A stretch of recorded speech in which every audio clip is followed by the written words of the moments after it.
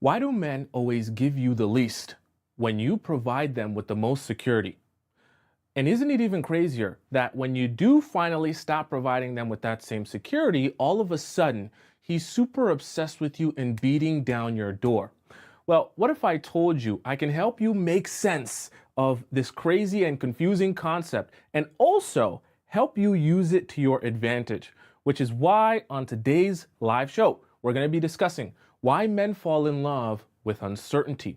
That way, you can have the guy that you actually want as obsessed with you as the guys who are weird and strange and in your DMs, okay? Welcome to the Players Club. If you're paying attention to me and everyone else in the live stream, please say here or present so that I know you're here present and actively participating. So, point number one,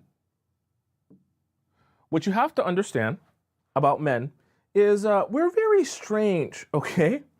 So let's write this out for you. So we'll put a start here. And I'm going to draw a little bit of a funnel, okay?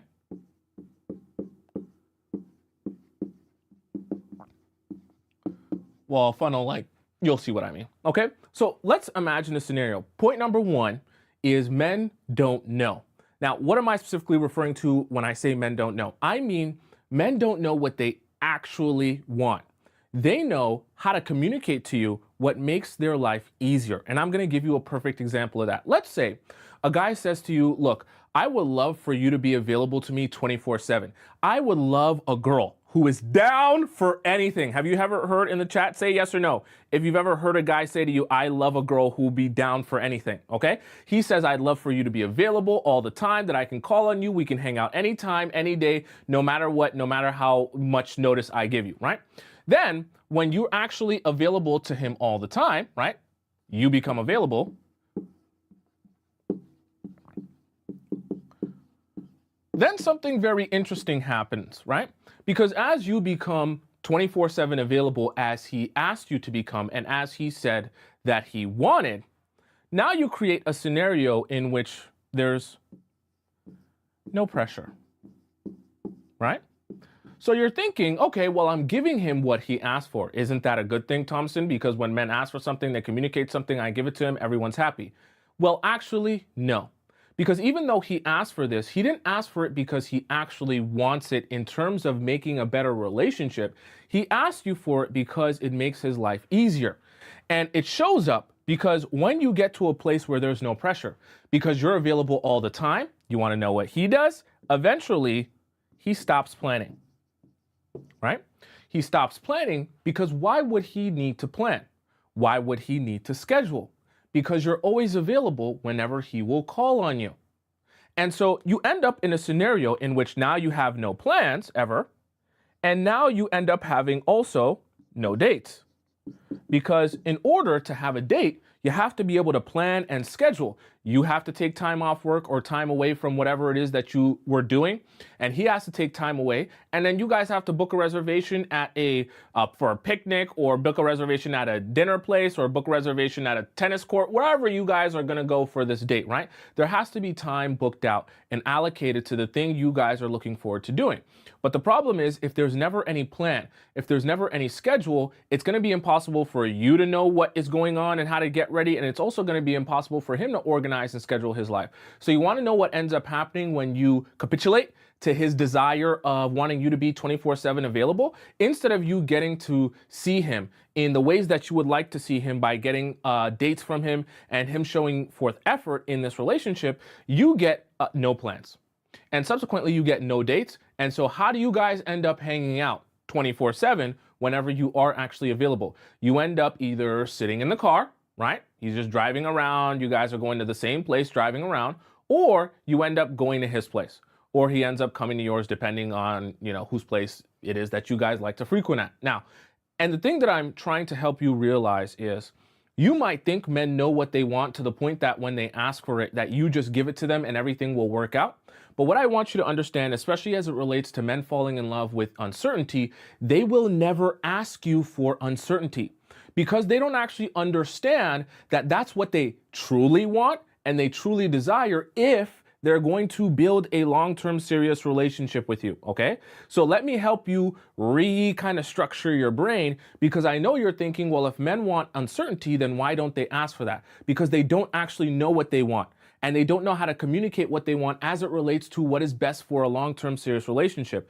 They know how to communicate what they want as it relates to what makes his life easier, because no pressure makes his life very easy, okay?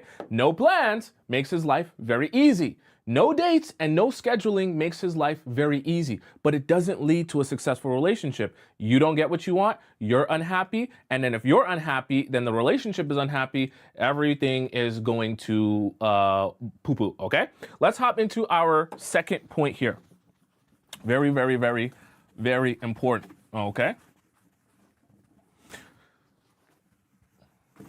Don't underestimate the men. They don't know what they actually want.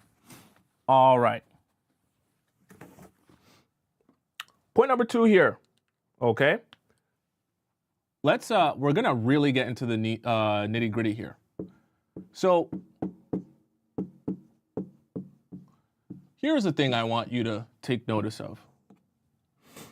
And we're going to draw out a chart so that we can all be on the same page.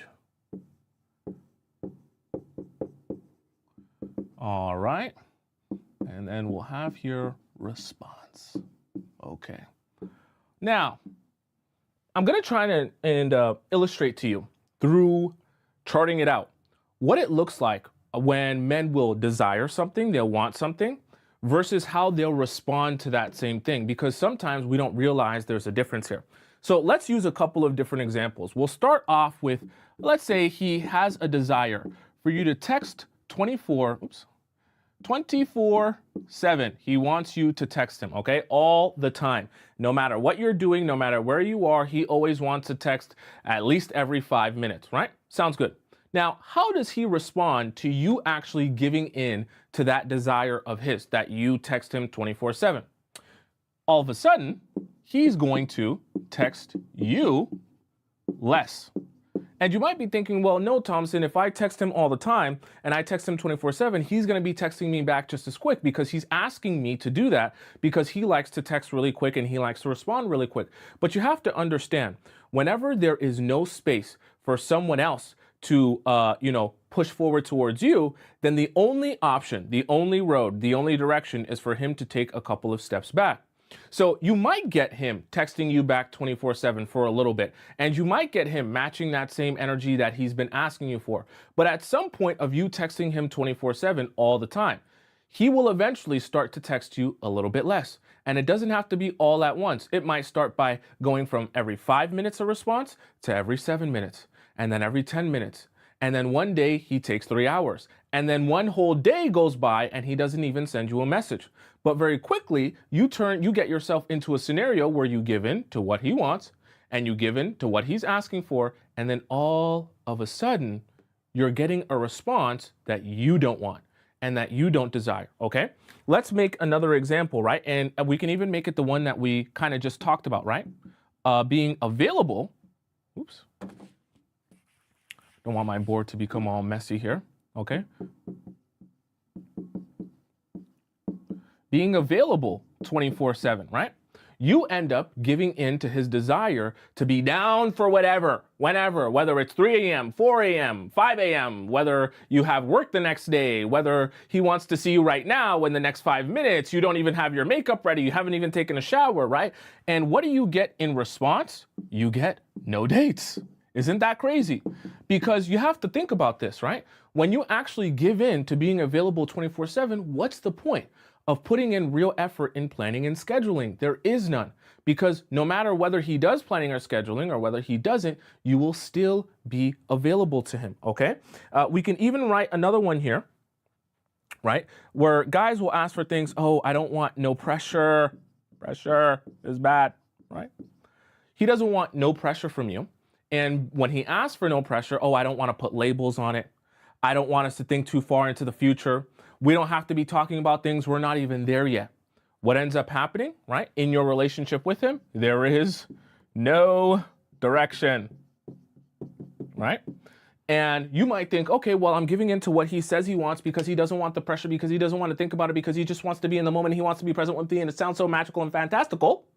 However, that same concept will then apply 6 months down the line, 8 months down the line, and you'll realize you've been a year with this guy and you're still giving in to his desire to have no pressure.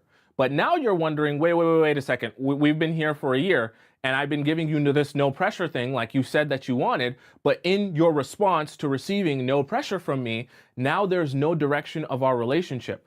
And we're still kind of basically in the same place we were before, but now I'm even more confused because I don't know why we're spending so much time together and being so consistent in terms of the way that we're kind of dating, but also kind of not dating. And I don't know where we're going from here, right? So the reason I say all of this is because I want you to take notice of what men will say they want and then how they will respond to those things.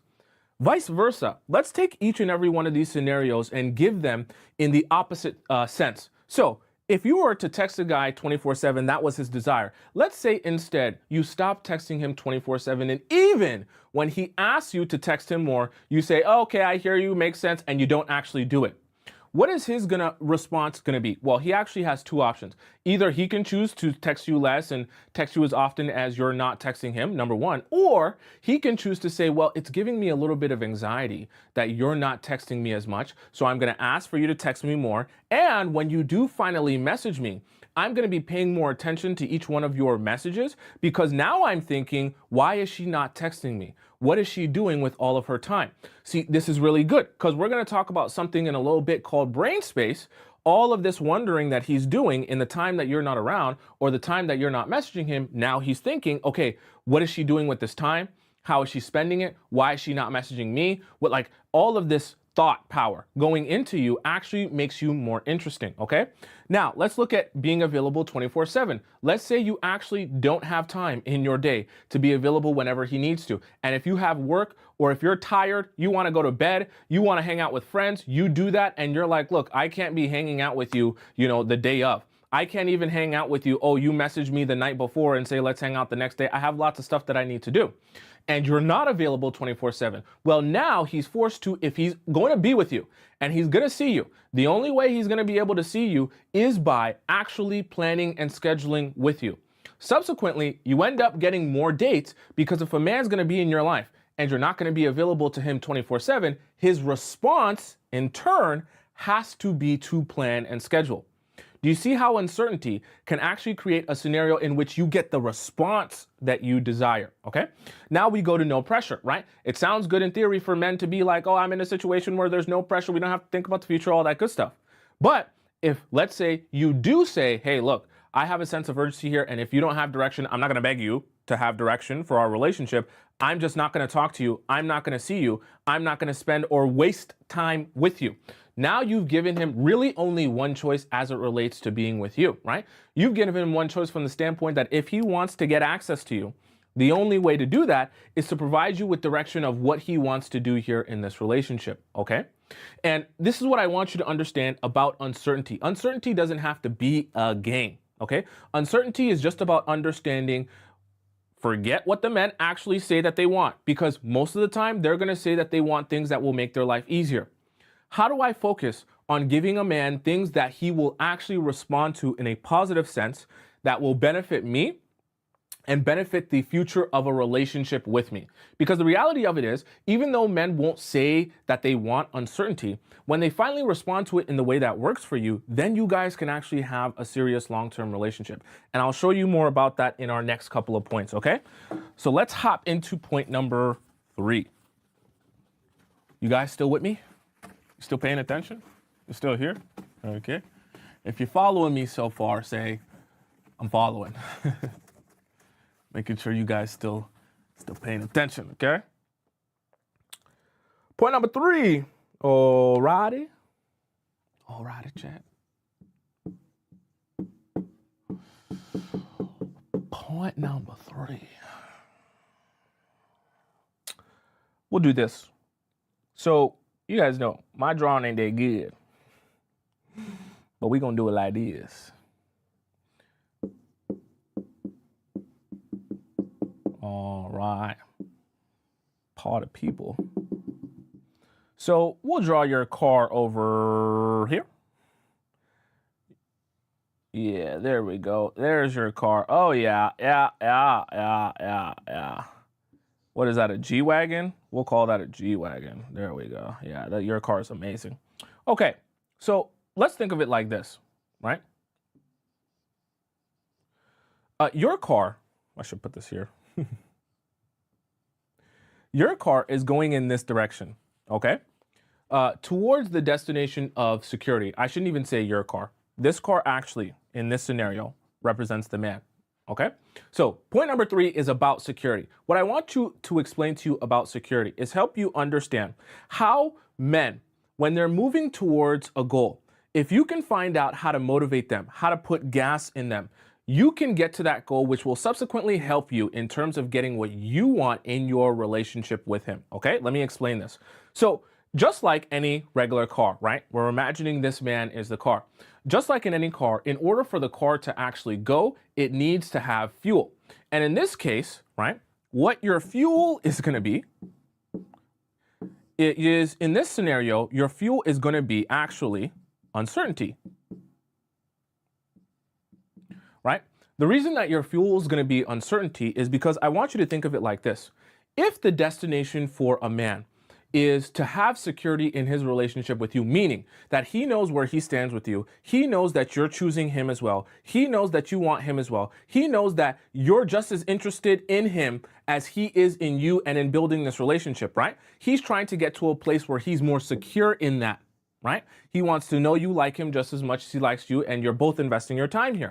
If he's trying to get to that destination, you have to actually strategically think to yourself, the gas, the fuel, of getting to that destination, the motivation in getting to that destination has to be uncertainty. Because if it's not, why would he have a desire to get here? Okay?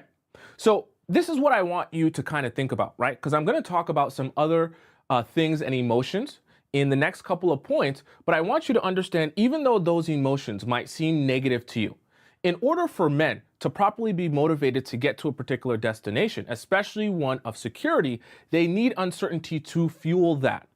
And that is a good thing, because in the process of him trying to obtain more security from you, even though he needs uncertainty to be able to get there, when he finally gets there, it'll be because he has taken action for you and worked for you, right? We'll put action here. Action is the only way he gets to progress forward. And as he progresses forward and does more things for you, then he shows you that he's really serious. He puts forth more effort. He also has more investment, and everything works how it's supposed to work. Okay, let's hop into our next point. Okay, I wanted that to be a prerequisite so we can understand each other. Don't think of it as a bad thing. Can be good too, can be good. Let's go through this. All right.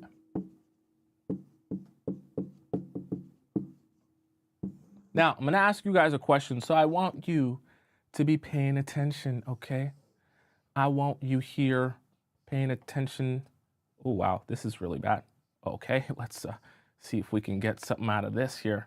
Alrighty, there we go here, like that. All right, there we go. Yeah.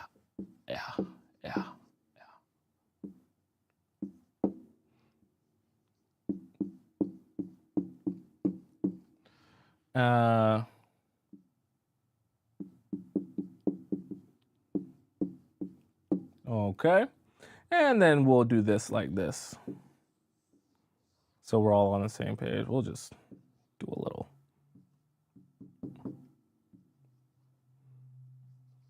Okay.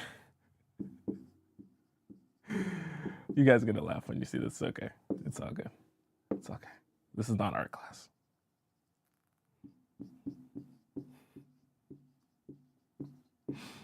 So let me ask you all a question so that we're all on the same page here. I'm laughing because it's kind of funny. Point number 4 is about problem solving. Now I'm going to give you a question that's supposed to be an analogy to what I'm trying to discuss here, okay? So let's imagine our first scenario. There's two scenarios. You're gonna come over to my house, okay? Lots of fun we're gonna have at my house. But there are two things that we can do at my house, and I want you to answer me which one you would spend more time thinking about, focusing on, and putting energy towards, okay? Point number one, or I should say, thing number one that we can do at my house. You can come over, and there's a big, large maze in my backyard that I haven't been able to figure out, okay?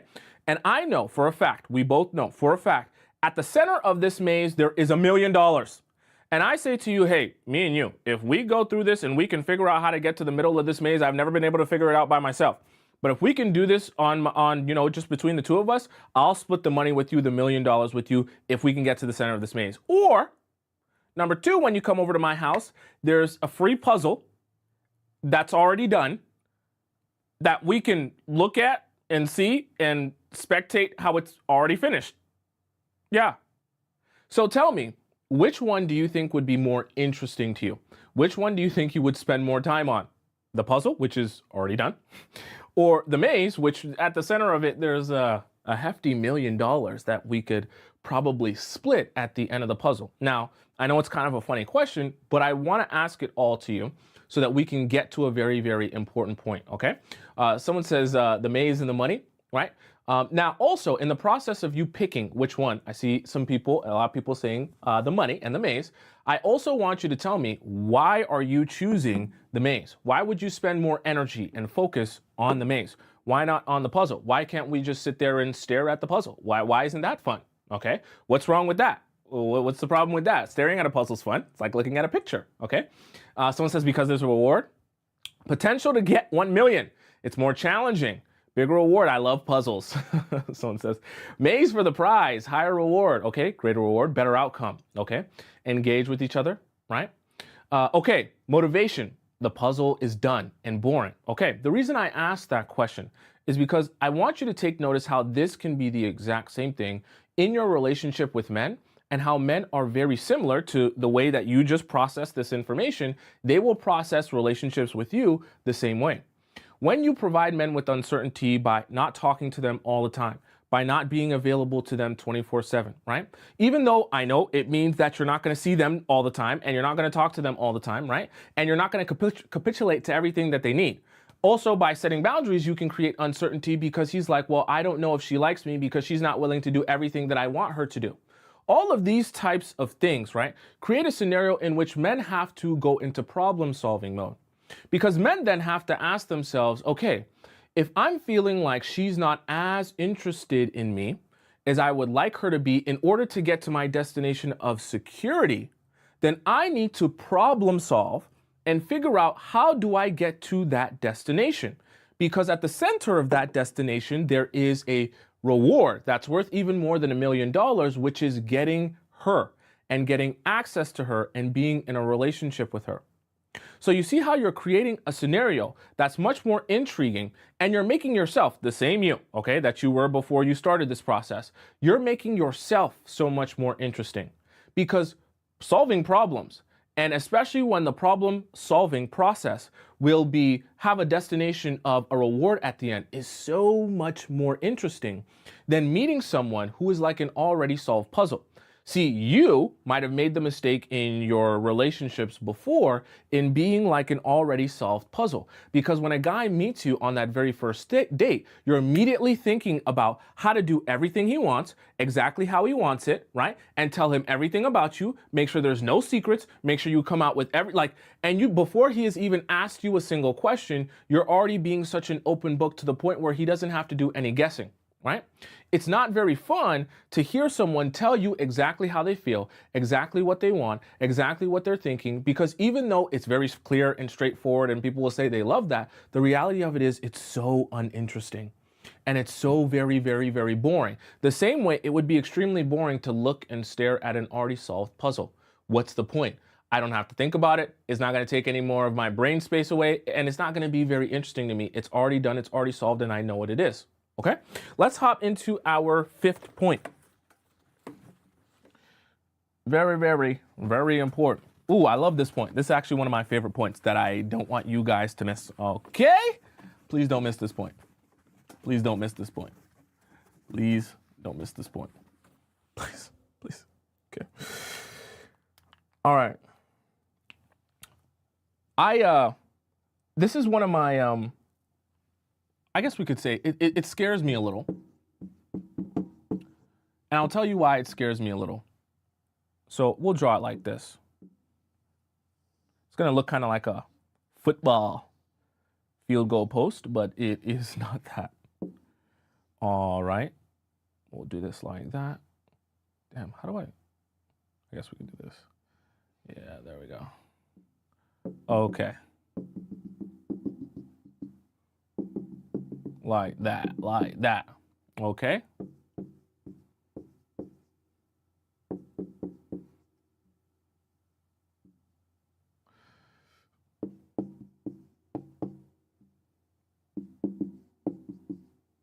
Okay. Now, this is going to bother me, so I have to fix it. I want you guys to see something very, very important. This is probably going to be, this is like my most impactful point of the show. Choice. Point number 5. Choice is such an important part of why uncertainty works and why men love it. When you create a scenario in which a man is uncertain with you, he does not feel complete security like, oh, he already has you in the palm of his hand and you're willing to do absolutely everything for him before he's ever earned it. You create a scenario in which he must problem solve to get more answers and get to the destination of security in this relationship with you. Now, because he's had to problem solve in order to gain more security in this relationship and had to take more action in this relationship by problem solving and by figuring it out how to get closer to your heart, how to get more access to you, he's made a choice here. And choices are so important for men in your relationships with them. See, some of you have made the mistake of being or allowing yourself, this is a horrible mistake, to be in a relationship with a man who didn't actually choose you. You might end up in a situation with a man who fell into you. Now, what does falling into someone look like? Because I know some of you are like, what is that actually? Is that like falling in love? No. What I mean by falling into you is the idea that you end up in a situation where, let's say you and a guy just start spending time together. And you spend one day together, you like each other's company, you spend another day together, and then all of a sudden you guys are just casually hanging out all the time. Then as you casually start hanging out, you like his vibe, he likes yours a little bit, now you guys casually start sleeping together. Now you're hanging out and sleeping together on a regular basis. Then at a certain point, you start asking yourself a couple of questions. Well, he hasn't said that he wants to date me. He hasn't said that he wants a relationship. But now that I'm sleeping with him and I'm hanging out with him all the time, I have some expectations here. So now you start approaching him with your expectations. As you start approaching him with your expectations, he's like, well, yeah, it makes sense. I do kind of like sleeping with you. And yeah, it makes sense. I do kind of like spending time with you. So I guess I don't want to be without being able to sleep with you and spending time with you. And I don't want to be lonely. So we'll do a thing where I guess, yeah, like you said, I guess we can date. Yeah, for sure. Sure. That's fine. Whatever. This is a problem though, because he didn't actually choose you. He kind of fell into a situation with you. And because he didn't really want to end it, or for some men, I'll be honest with you, didn't have the balls to end it or tell you how he really feels, he just goes along with it. And he goes along with what you really wanted instead of what he really wanted. So the reason I say this is because uncertainty creates a scenario in which the only way for him to access you is through choice, right? Is through choosing him because he knows he has a desire for you and he knows that he wants you. The reason I'm making this such an important point is because I know that when I tell you men fall in love with uncertainty, the first thing you're thinking is, Tomisin, you're a liar, you're lying to me. Because when I use these tactics of not texting that man 24/7, not being available to him 24/7, telling him no, setting boundaries and all that other stuff you be talking about, it's poo-poo. Because when I do that, that man shows me no interest. That man, he don't ask me out. That man, he don't text me. He don't do nothing with me. Yes, because men fall in love with uncertainty when they actually have a desire to be with you. It's not about men falling in love with uncertainty as a way to take them from having no interest in you to all of a sudden having interest in you. Do you understand what I'm saying? So what we're trying to set up for you is not that you will pick out a man and then say, I want that man, and I'm going to use these strategies to get that man, even though he's shown me no interest, even though he's never chosen me, even though he's never communicated having a desire to be with me in a relationship with me. I want that man specifically, so it's got to be that man. No. What we want is we want a situation for you. We want, as we're going to refer to in a little bit, a dynamic for you that works, that you can thrive in. And we're going to plug and play with whichever man is going to fit that criteria. Okay? I'm going to explain that more in a little bit, but it's such an important part of what we're doing here. We want you with a man that chooses you, not a man that falls into you. Uncertainty creates a scenario in which he has to solve problems and take action. And subsequently, because he's taking action for you, he's making a choice to be with you and build with you because he wants you. Okay?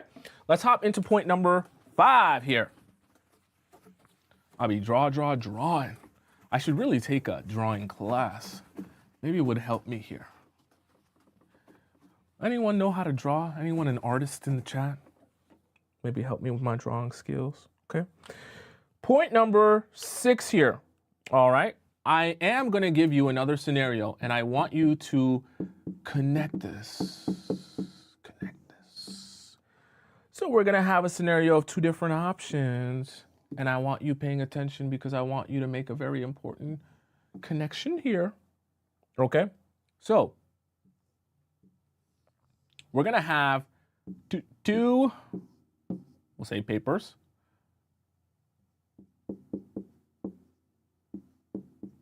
Actually, I'll do it like this. So we're going to have paper 1,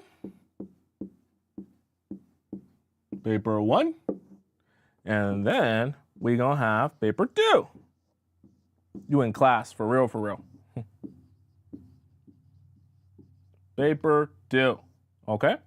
Now, I'm going to ask you guys some questions here. So please be paying attention. I need you to give me a response here.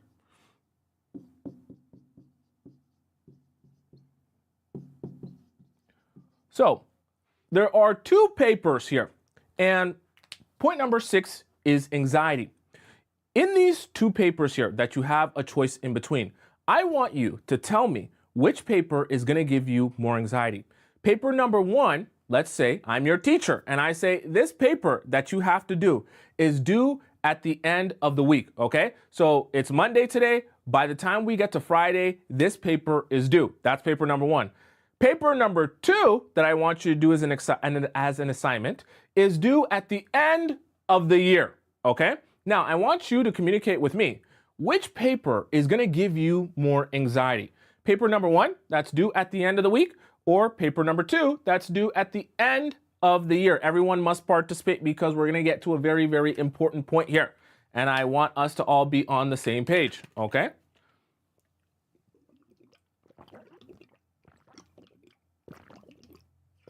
Paper number 1, the end of the week one, I see a lot of people saying, I see some people say paper number 2. I see some people saying the one that's the end of the year. Okay. Tell me in the chat. For those of you, whichever paper you do choose, tell me why that paper is the one that gives you more anxiety. Okay. Just, I want us to be all on the same page. Okay. So if you pick paper number 1, tell me why it gives you more anxiety. And if you pick paper number 2, tell me why it gives you more anxiety, okay? I want us all to participate so we can get to a very important point here, okay? I see time sensitive, okay? Urgency, short of time. Deadline's closer, shorter time. It's the soonest, okay? No time to prep. Urgency, okay? It's due a lot sooner, okay? Due sooner, I have to focus more. I have 51 weeks to complete number 2. Okay, the reason I asked this question is because I want you to see how anxiety is actually very connected to urgency and vice versa. See, a lot of you are choosing paper number 1 and saying your reason for choosing paper number 1 is because you have more urgency here. So I'll even write it down. Right? There's more urgency there and less urgency as it relates to paper number 2 because you just have more time to procrastinate it, okay? Now, I want to make a very important connection for you as it relates to your dating life and how men will approach relationships as well. See, anxiety seems like a bad emotion to give people, right? Why would I want to be giving people that I love and I care about anxiety? Why would I want to be giving a guy that I date anxiety? Thompson, that's a negative emotion. But I want you to see how closely connected anxiety is with a sense of urgency, and how closely connected a sense of urgency can create anxiety. But in your relationships as well, that subsequently means when you're giving a man anxiety, you can also give him a sense of urgency. And what spawns, I want you to be thinking about this, what spawns from the emotion of urgency in your dating and talking stages? A man will then be forced to take action because he thinks it's urgent to take action in order to get to his desired outcome. If you have a paper due at the end of the week, even though you don't feel like it, even though you might feel lazy, even though you might have other things going on, you will make time to get this paper done. When men have a sense of urgency with you because they have anxiety related to you, because they're uncertain with you, now all of a sudden they're taking action towards making this relationship work, towards showing you that they are the man that you are looking for, towards showing you that they can do things for you, towards going above and beyond in the relationship. And subsequently, from what you would consider to be a negative emotion, you've actually gotten a lot of positive things. Do you see how that kind of works in the opposite effect that you would think it would work? And so the reason I'm pointing this out to you is because sometimes you'll date men and you'll actually be thinking the opposite. You'll be thinking, how can I give the guy that I like the absolute least amount of anxiety that I possibly can? But we just finished breaking it down. When you give a guy the least amount of anxiety, he's subsequently also going to have the least amount of urgency towards you and towards dating you. Because you'll end up like paper number 2 that's due at the end of the year. You're not a hot commodity. All the guys aren't on a prowl for you. It's not easy to lose access to you because of how many other men want to date you. You'll be here today. You'll be here tomorrow. You'll be here next year. Whenever he wants to hang out, you'll hang out. There's nothing to really think about. There's nothing to really focus on. There's nothing to be urgent about. And subsequently, the men will treat you like a paper due at the end of the year. And they'll procrastinate you. And procrastinate you and procrastinate you and procrastinate you. So the reason I say that is don't be thinking about going into your dating or talking stages and easing guys' anxiety, because they will ask you for that. They will ask you to text them more when they see that you're texting them less. They will ask you to be more available when your schedule is very tight and he has to plan 3-4 days in advance. They will ask you to do things to create a sense of less urgency and to give them less anxiety. Don't listen to them, okay? If you want them to take you seriously and you want them to date you and you want this to be a nice long-term relationship, they need to have a sense of anxiety, to have a sense of urgency, to begin taking action. That's part of the reason why you have a lot of men who are what we call pen pals with you, right? They don't have no sense of urgency. So they just text you with no end goal in mind, right? We don't want that for you. Let's hop into our point number 7. All righty. Okay. I got lots of energy today, chat. I could do 2 shows. I'm bouncing off the walls today. All right. Let's hop into our 7th point. 7. All right. And I want you to, okay. You guys know I can't draw, okay? So we're not going to judge my drawing because we got to figure this out one way or another, okay? So let's do this together. We're going to get through this together. So let's imagine here. You got a pot, okay? And we'll just, I'm not gonna try it. I'm not gonna try it. So in the pot here, you got your macaroni. In this other pot, how do you even draw it? We're just gonna say cheese. Okay, this pot has cheese in it, right? Now, the reason I want to point this out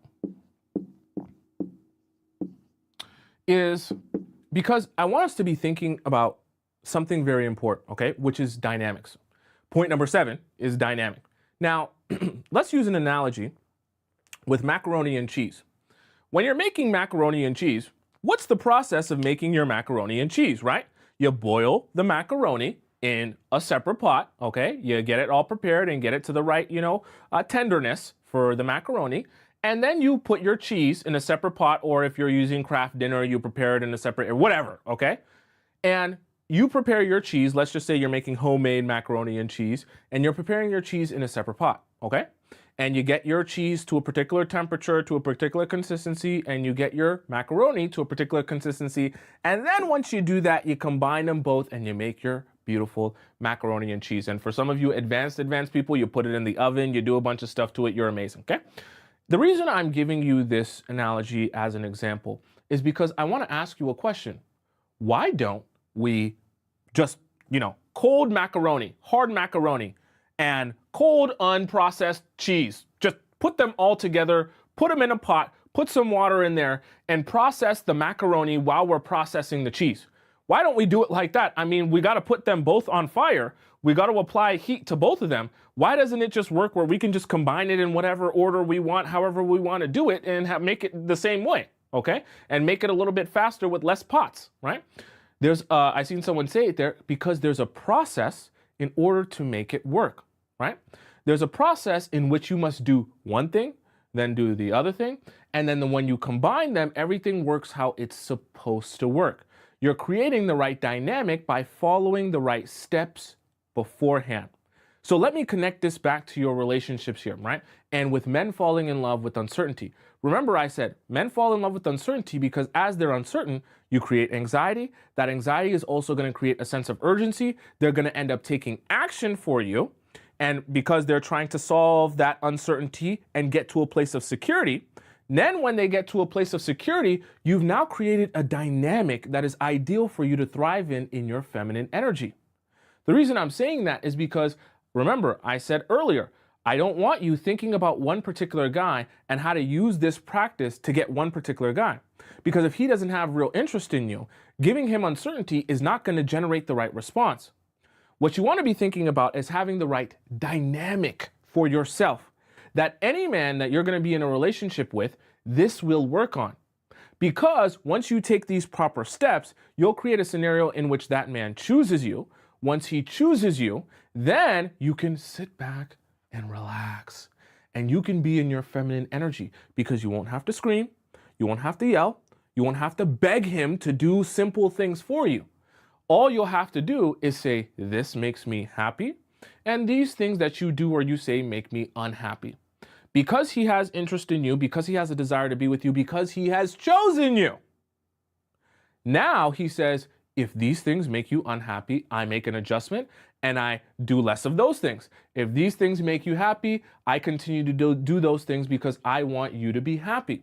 So the reason I'm giving you the mac and cheese example is because I want you to understand how doing some things first will create a scenario and an environment in which now, when you combine them, you're in the right place, right? You're not just going to throw the mac and the cheese together and just do it all at once. You're going to do one first. You're going to process the other. Then when you combine them, now you have the right dynamic of mac and cheese. Do you understand? The same way in your relationships, when you take care of uncertainty, and you don't ever forget that anxiety is good because it generates a good response from men who have interest in you. Now you get the dynamic that you're looking for, that you can thrive in. Because you won't be in your feminine energy when you're with a guy in a dynamic in which you're forcing him to be in this relationship because you want this and he has never chosen you, right? Subsequently, if you feel the need to continuously alleviate his anxiety because you're scared he won't be interested in you, that he'll stop talking to you, that he'll stop hanging out with you, then you're going to put yourself in the opposite dynamic, the wrong dynamic, the dynamic that's going to bring out your masculine energy because you're going to feel the need to do more things and take more action just to keep the relationship together. Do you understand? Do you understand? Okay. Let's hop into our point number 8 here. I had 8 points today. 8 points. We're very detailed. We doing it like this here, okay? Very detailed mind I am for you. That's how much I love you, okay? Let's hop into our 8th point. 8 point. Brain space. Okay. Hope you're all paying attention. I want you guys thinking about this. This one, I'm gonna kind of, oh boy, I can't draw a brain for my life. Let's just, yeah. Boy, yeah, all right. Take me to art class. Yeah, all right. Yeah. Okay, we'll do it like this. Brain one. So, what I want us to think about, okay? Brain space is point number one. See, this is the thing that you have to come to the realization of, right? I know it's going to feel very gamey, but the reality of it is you will be so much more interesting and intriguing to people when you can take up more brain space in their mind, okay? Let's say me and you are on a date, okay? Very romantic. I'm sitting there, I'm wearing something, okay? I probably wear something beige. I like beige, okay? I'm wearing a beige outfit. I look great. You're sitting there on this date with me. You're wearing your nicest outfit, your tightest pair of jeans. Your ass looks amazing, okay? You're 10 out of 10, all right? Now, let's imagine a scenario in which we sit down on this date and I tell you, right? So we'll imagine in scenario number one here. Let's say in scenario number one, I'm not very talkative and I ask you a lot of questions. And in the process of me asking you a lot of questions, right, you end up chit-chatting a lot about yourself. And you're chatting and chatting and chatting. But then you walk away from this date and you're thinking to yourself, he asked me a lot of questions. What about that guy? I don't really know much about him, right? What does he want? Right? Does he have any desire for me? I didn't really get that. I didn't really pick up on that because I was talking about all these other things about myself. What is he like really? Who is his ex? How much dating experience does he have, right? All these different questions you might have, right, will start filling up your brain space, right? Because you're thinking, I don't have answers to these questions. And actually, this guy's quite mysterious. I don't really know much about him. Now, because you have more questions, I should say, and less answers on me, you're starting to think to yourself, I wonder what he's thinking. I wonder what he's doing. I wonder how he spends his time because these are all answers I don't have. Now, subsequently, let's create a scenario here for number two, where on the outside, I tell you where I am all the time. I tell you who I am. I tell you what my desires are. I tell you if I desire you, okay? I tell you how attracted I am to you. Exactly. I give you information on my entire life. I tell you all my traumas. Right? Now, we have all of these answers sitting outside of your brain, right? What is there for you to think about? Not much. Because you have to understand, what takes up the most brain space within men also is when they have more questions about you. It's very difficult to have a lot of questions about someone who you have no uncertainty towards. See, like I said, that anxiety sounds like a bad emotion to have, but it's so much more interesting for men. And when you're taking up the most brain space, you're even more attractive. Even if you're the same person that you've been, even if you have the same size dump truck, the same size GDs, the same size everything, it doesn't matter. Even though you're exactly the same and you're doing the exact same things, you become more interesting simply by providing men with just a little bit of anxiety. Okay? So I don't want you to be scared of giving men that emotion. I don't want you to be scared of giving men a lack of answers or a lack of clarity. Now, I'm not saying you should go into it and say, oh, I don't even know if I want to date. I don't even know if I want to be in a relationship. That's not the lack of clarity that I'm trying to help you understand. That's not the uncertainty that I want you to give men. The uncertainty that I want you to give men is, hey, I don't know how I feel about you. I don't know if you're the best thing since sliced bread. I don't know if I really want to be with you. Maybe you're going to have to convince me. Okay? And this uncertainty will force him to take action if he has interest in you. And if he's taking action because he has interest in you, he's making a choice here. Choices are always good for men because when they can recognize they chose you, now all of a sudden you can hold them a lot more accountable. Because when they make a choice to be with you, they make a choice to take action to spend more time with you or get more access to you, you create a dynamic that allows you to thrive in your feminine and everything kind of fits together how it's supposed to, okay? Does that make sense to all of you beautiful, beautiful people? Do you guys have any questions about the 8 points that we just discussed here. Biki says, should we ask men more questions? Absolutely. Absolutely. You definitely want to be asking men as many questions as possible, because questions will do multiple things simultaneously. It will help you hold your mystery. It'll also give you more answers on him, what he's like, what he thinks, what he wants, which will help you answer some questions. Is this a guy that I should even be investing my time into? So I always advise you guys, have your question book. Don't actually have a book, but have your questions ready in your mind that you're gonna ask a guy, okay? Someone says, what type of questions? I've actually done a couple of shows on questions. We can do a refresher show one of these days if you guys have, if you guys want me to refresh that on different questions that you can ask men on dates. Let me go to some of our donations here. Donations, like Dr. Umar says. Thanks for the great advice. This comes from Meme is a real person, okay? She says, thanks for the great advice. If you wanna go on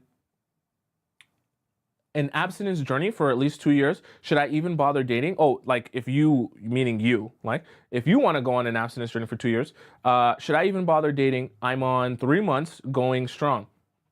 What I'll say to you is, if you're trying to be abstinent, there's nothing wrong with dating, but you have to be, before you're even talking about that with other people, be honest with yourself. Are you actually going to do that? Because it's one thing to say I'm abstinent and I'm staying in the house and by myself. It's another thing to say I'm abstinent and I'm going to be around temptation. Now, you have to solve a couple of other problems for yourself, meme, if you're going to be truly abstinent. If you're saying you're abstinent and then you're going to go out and you're going to drink, and you know when you drink, you get lubricated down here, right? Now we have a problem. If you know you're going to be abstinent and you smoke, and you know when you smoke, you're a horn dog. Now we have a problem, because you're trying to be abstinent, but you're adding elements that will make it harder for you to actually do that. So if you're gonna truthfully do that and date, you wanna make sure you're taking care of all your bases. Meaning, if you're gonna be abstinent, you know that drinking, gets you in a place where you lose your mind, you lose your marbles, then you're gonna have to cut that out as well. If you know that smoking makes you lose your marbles, you start feeling away, you're gonna have to cut that out as well. Because when you say you wanna be abstinent and then you get those things in your system, and then all of that goes out the window, you don't want to make the mistake, one, of messing up your own journey, but you definitely don't want to make the mistake of trying to communicate to a man that these are your boundaries and whatever the case may be, and then you do the opposite of that, because then you're going to look like Boo Boo the Fool. I don't want that for you. Okay, Nadine donates $5 in the YouTube chat. She's just donating just because I appreciate that, Nadine, so much, okay? LP Baby says, for point number 6, he wants me to communicate more, to the point where he wanted to go our separate ways. How do I handle this? I do feel he's tripping a little bit, but I'm not going to tell him this. What do you mean he wants you to communicate more? Communicate more about what? And in terms of what, right? That's too general for me to be specific about what exactly you mean. Glue says, Thompson, why Nigerian guys always end their text with, what is that? The parentheses and a question mark? I couldn't tell you why certain people text a particular way. It could just be a cultural thing, but I don't text like that. But also, I was only born in Nigeria. I didn't grow up in Nigeria. So that could be like if you grew up in Nigeria type of thing, okay? Anna says, I don't drink. I've been nearly 3 years, and it's not hard if you use dating apps. Like, it's not hard to not drink if you use dating apps? What? How is that? How does that work? I don't drink either. And I quit like around the same time as you, Anna, but why dating apps make that easier? Why? Someone says, oh boy. Someone says, question, can we implement these points when it's a long distance relationship? I'm not gonna lose my marbles, okay? When it comes to long distance relationships, I'm not gonna say it's impossible, but it is nearly impossible to apply basically anything that we talk about on this show. Because a lot of what I'm talking about is energy. A lot of what I'm talking about is feelings. A lot of what I'm talking about is eliciting emotion within people, feeling their response, and figuring out what to do with that. That's the honest truth.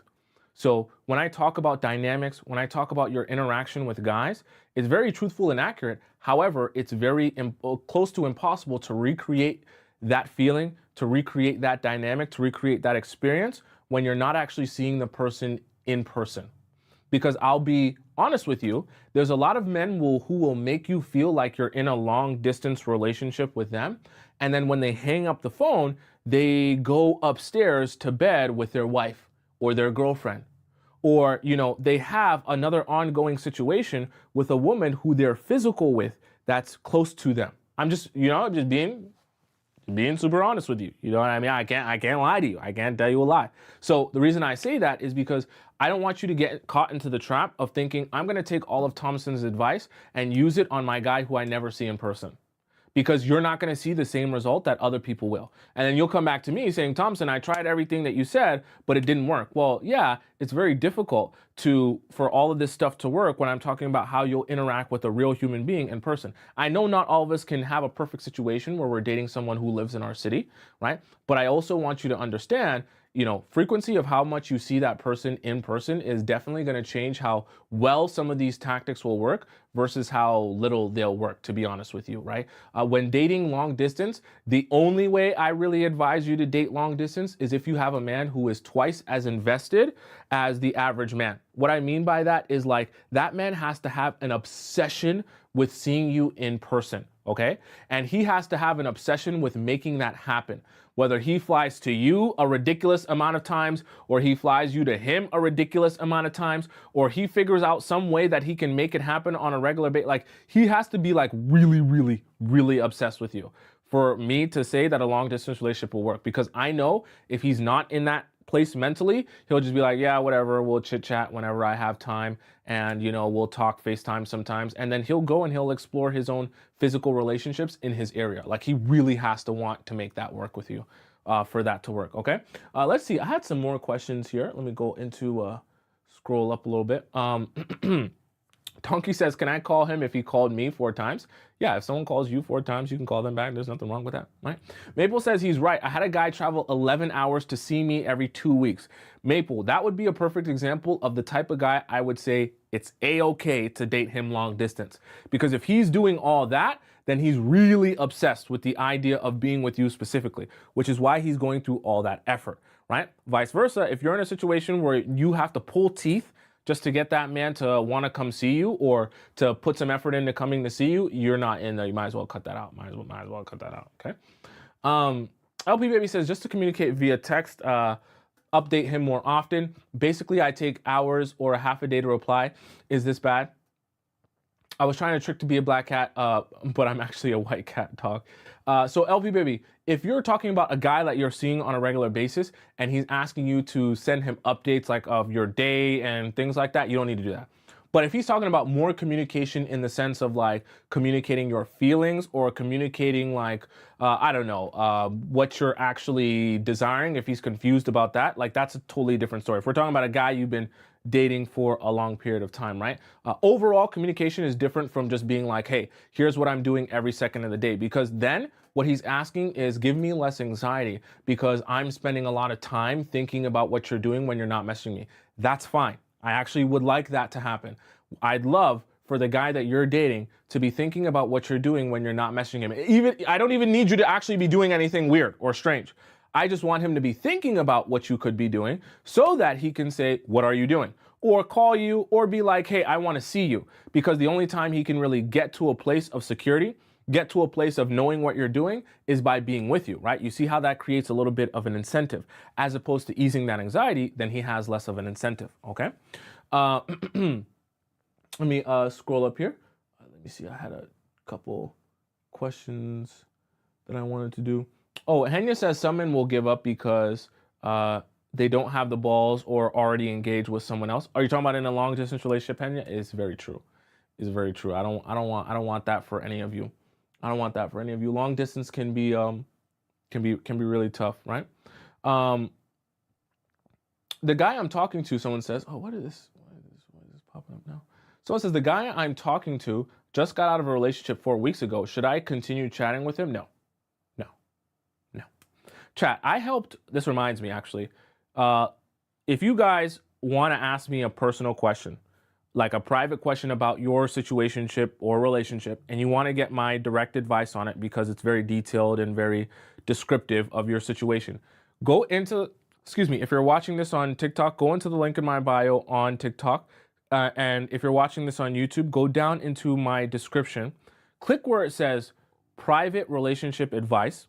Then you can type out your question and send it in to me if it's a personal one or just unrelated to this. and you can send it in to me. I'll respond with a voice message, and it'll be 8 to 10 minutes long, but I'll let you know a little secret. The past probably 10 private questions I've done have been all 20 minutes long, my answer, because we've had a reoccurring theme here. I don't know what's going on in the air. I don't know if it's the month. I don't know if it's the time. I don't know. The past 10 of all my questions have been women dealing with married men. So I had to go 20 minutes. And sometimes, depending on your question, I might have to go 20 minutes. So I'll just prepare you. If you're going to send me in a personal private question through the link, I'm going to be very comprehensive and very detailed. So I hope when you're getting your answer, you have time to sit down and you have time to listen to a whole damn podcast, because I'm going to break down everything in your situation of what's going on in my perspective and things like that. I'm a very passionate person, okay? So just be mindful of that, right? Someone said I'm married, I use these tricks on my husband. Perfect. A lot of these things can be applied to a marriage or to a long-term already existing relationship, right? It's just, what I discussed is really just about understanding the psychology of men, and you can make an adjustment even in your already existing relationship, and then you can see a whole different side of him that you never saw before, right? Okay. Star says, I hope you are telling them they are wrong for that. If you've been here for any extent of the show, you know, as soon as someone says I'm dealing with the married man, my first response is stop that right now, because you're wasting all of your time. Not some of it, you're wasting all of your time. You will never see happiness dating a married man. I don't give advice on how to be more successful dating married men. That's not something I'll ever do or advise, okay? Spark says, this guy is extremely shy and insecure. He never rejects my invitations. Why are you inviting him to things? Spark. He never rejects my invitations, but he can never get to invite me himself. What can I do to incentivize him to ask me to go places? Nothing. You do nothing. Spark, listen to me. You do nothing. Because if a guy is too shy, oh, he's too shy, he's too scared, he's too, oh my God, he's too insecure. Don't worry about it. What you worry about, this is what I was talking about earlier, right?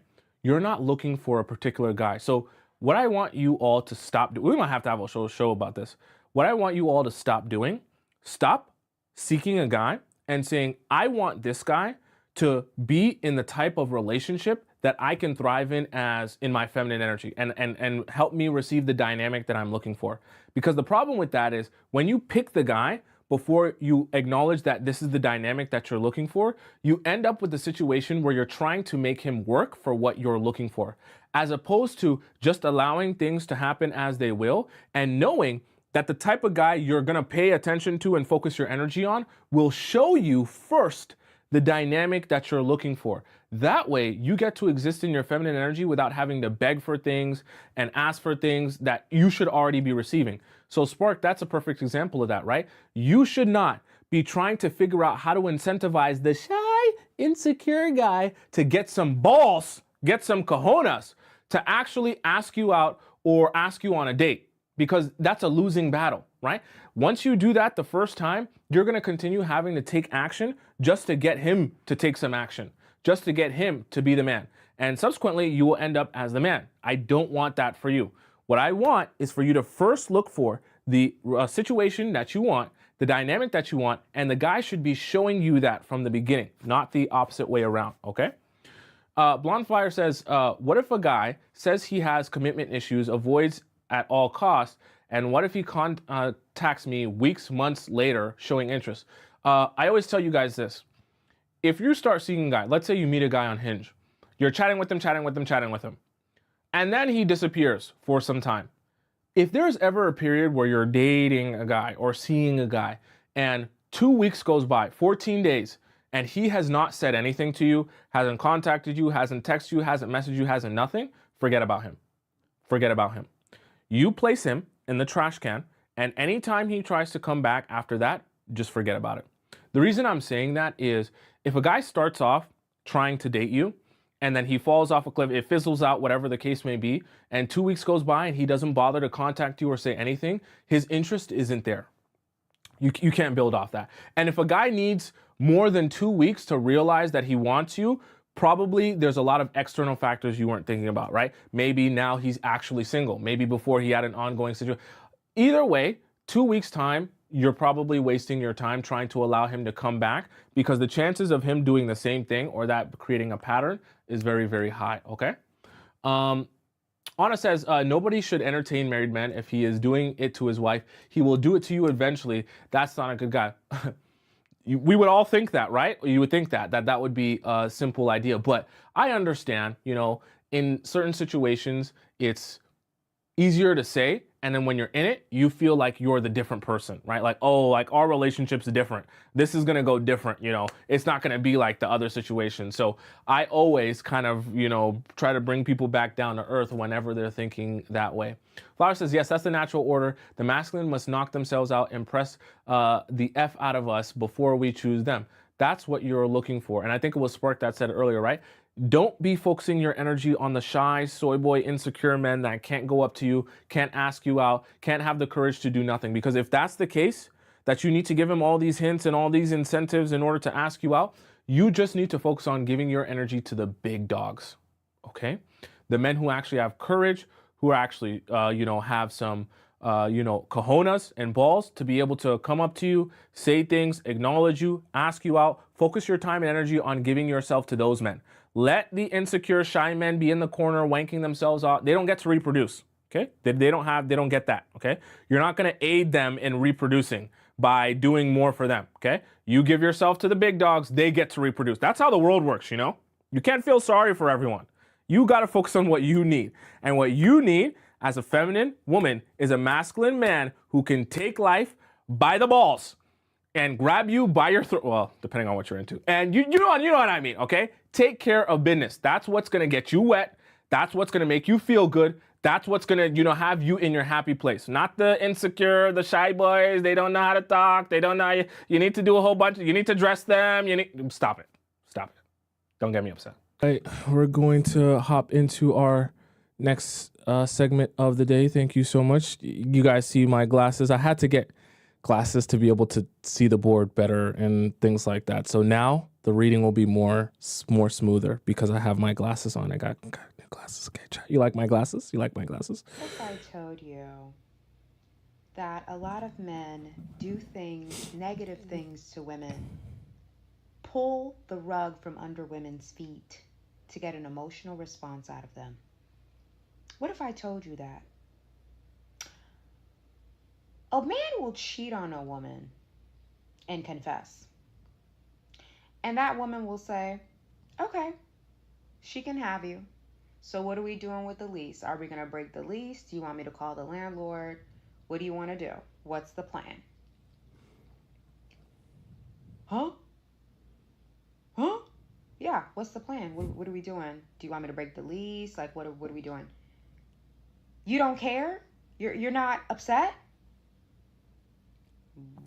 Well, you're entertaining someone else, so, They are so shocked that you're not going crazy. Because that was their goal the whole time. Is to get an emotional response out of you. Is to get you to react negatively, pushing, yelling, screaming, busting his windows out of his car. It was all a ploy.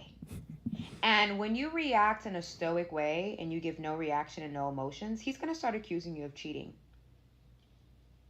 He's going to say, you're cheating on me. There's another man involved. You don't really love me. This was all an act. I know you didn't mean it. No, it's a game. For a lot of these men, it's a game. You're in a game when you're dealing with them. And it's a game where you become a captive. They have you on a leash because they are constantly getting emotional responses out of you. And they feed on your emotional responses. It's fuel. Men love pulling the rug from under women's feet. They do it all the time. They love it. And you think they don't do it. You think they're not purposefully doing it. Oh yeah, they're purposefully surprising you negatively. They're purposefully pulling the rug from under your feet. They're purposefully abandoning you when you need them the most. It's all calculated. Now, the thing that I'll add to that, right, is obviously we all have emotions. So like the idea of like just not reacting whenever someone or a guy, especially that you like or are in love with, says something or does something that you really don't appreciate. Sure, perfect world, we would never respond to. Obviously, you want to respond, but it's also about understanding like timing and then having your proper outlets that it's like, okay, I'm going to have my chance to react and respond. It's just not going to be in front of him because I don't want him to feel my energy. In certain instances, I'll be honest with you, like it is 100% best to not let a man feel your energy. In fact, in a lot of situations, when he does something that really upsets you, it's actually best to completely withdraw and make him feel like you don't care. Because when he feels like you don't care, now he starts to really question himself. When you give him energy, even though, you know, you're screaming and yelling and you feel like I'm clearly upset, it doesn't feel the same as when you withdraw from it. So sometimes you want to adopt the mentality that you would, well, I would say a lot of the time, you want to adopt the mentality that you just go completely silent, you complete withdraw. Now I know that's different for everyone. And then you allow yourself to crash out with your friends on your own time, in your pillow, in your room, in your car, whatever the case may be. But don't let him see the crash out because I want you to save the crash out for yourself and not let him see that because when he sees that, it's going to do something for him, right? It's going to give him that little bit of an ego boost. It's going to make him feel like he matters. If you really want to punish a man, you want to make him feel like he doesn't matter. I'm just saying. You want to punish him? Make it feel like it don't matter. There's a bad bitch somewhere currently obsessed with a lame ass nigga. And not lame like, oh, he just dressed corny. No, like lame like he's cheating, dogging her, and she's a good person. I get what he's saying, but why does he have so much passion when he's saying it? Like, I feel like, never mind. Never mind. That's hate. Never mind. Come to me. What are you doing?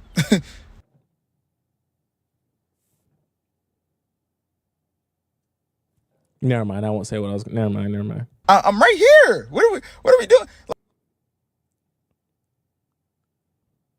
Chad, do you think of what I'm thinking or no? I feel like. No, I won't say it. Like, bro, she's on her knees crying over a nigga that ain't even, nigga can't do shit for himself. And that's who you crying over? And I'm here? He's not wrong. But the thing is, like, I feel like something very specific inspired this video. I feel like he has a lot of passion in this. In Atlanta, Georgia? Instagram, Makai, M-E-K-H-I, Zaire, Z-A-H-I-R. Here? Looking for love? Crazy, bro. That shit crazy. Like, I would never treat you like that. Like, that shit's crazy. You know what I'm saying? Like, I would never, shit, like, all these other I would never treat you like that. Like, you said you want to go to the Sundial. Like, you want to go a whole date. Like, you know, I could come pick you up. You know, we go out like one. Am I watching a personal video or was this actually meant for the internet? I'm confused. When you guys sent this to me, was he making this for the internet or because I feel like this is just meant for one person. I feel like this was actually a video message for just one person in particular. We'll do a little picnic first. You know, I'll take you, show you, you know, we do a little road trip midday. And like, you know, we go here, there, you know, plan the whole day. You ain't gotta like really think for real, you know what I mean? No? I wonder who this was meant for, because this is definitely meant for someone specific. He's very passionate. He's very passionate. Okay. Okay, this is the 5 weirdest relationships. The relationship between incels and OnlyFans models. He will literally. Wait, what? We started off so hot. What? Okay. Look, 5 weird. Okay. What? Let's restart this. Okay, this is the 5 weirdest relationships. The relationship between incels and OnlyFans models. He will literally talk about women are whores, they're no good, there's no good women out here, and blow his entire check for her to send him her dirty sock. What?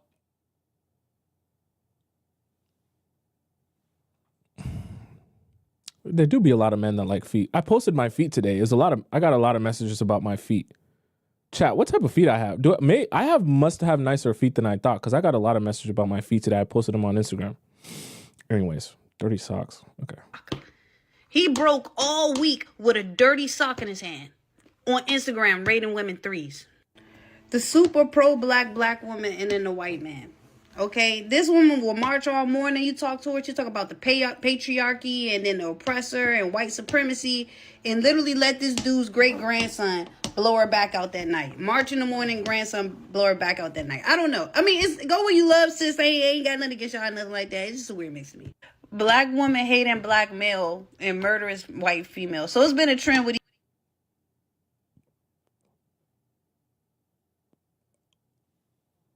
these guys are talking crazy about black women online only to be unalived by his partner shortly after. And I just picture him getting stabbed up by her and his final thoughts. Thank you, white angel. You've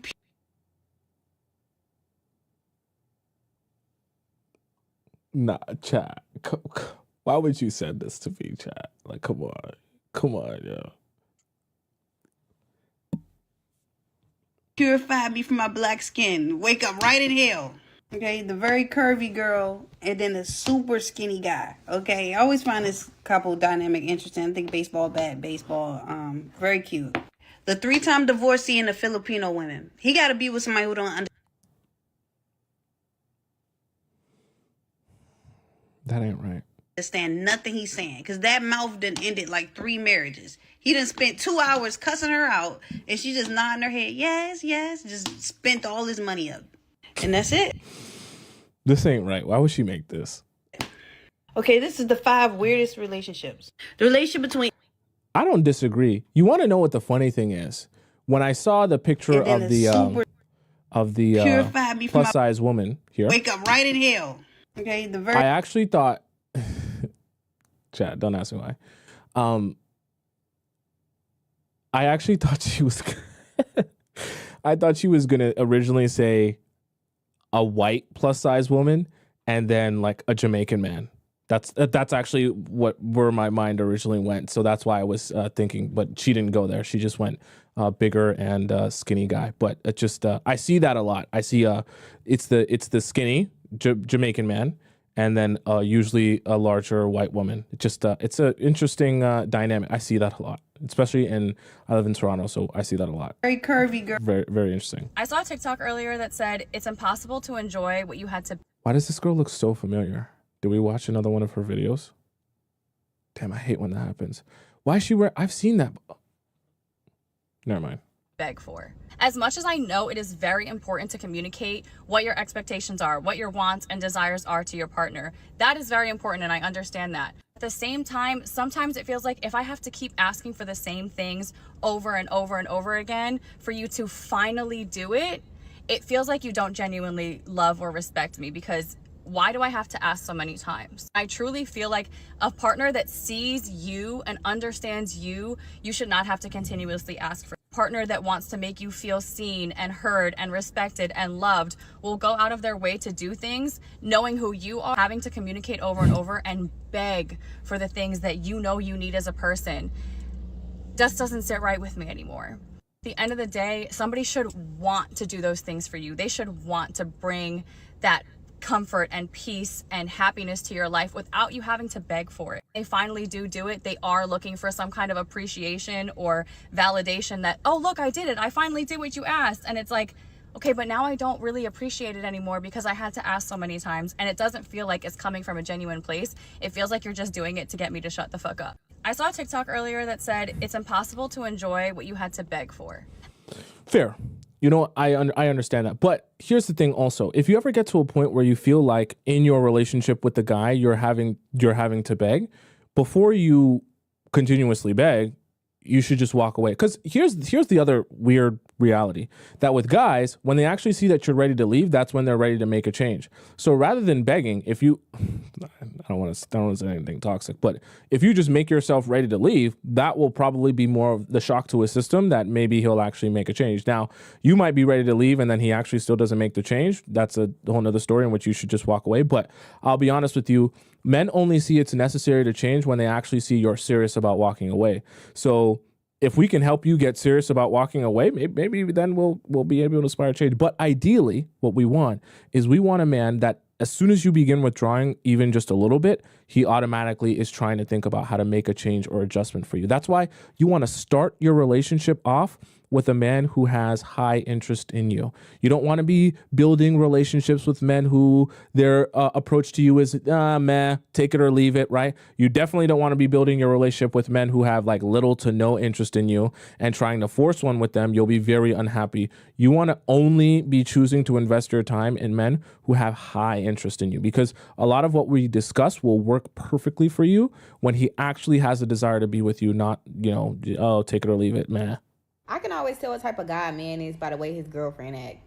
Yeah. The way the girlfriend act is going to give it away every time. For example, when a woman acts like a baby girl or a princess or just like a baby girl, let me see your... Never mind.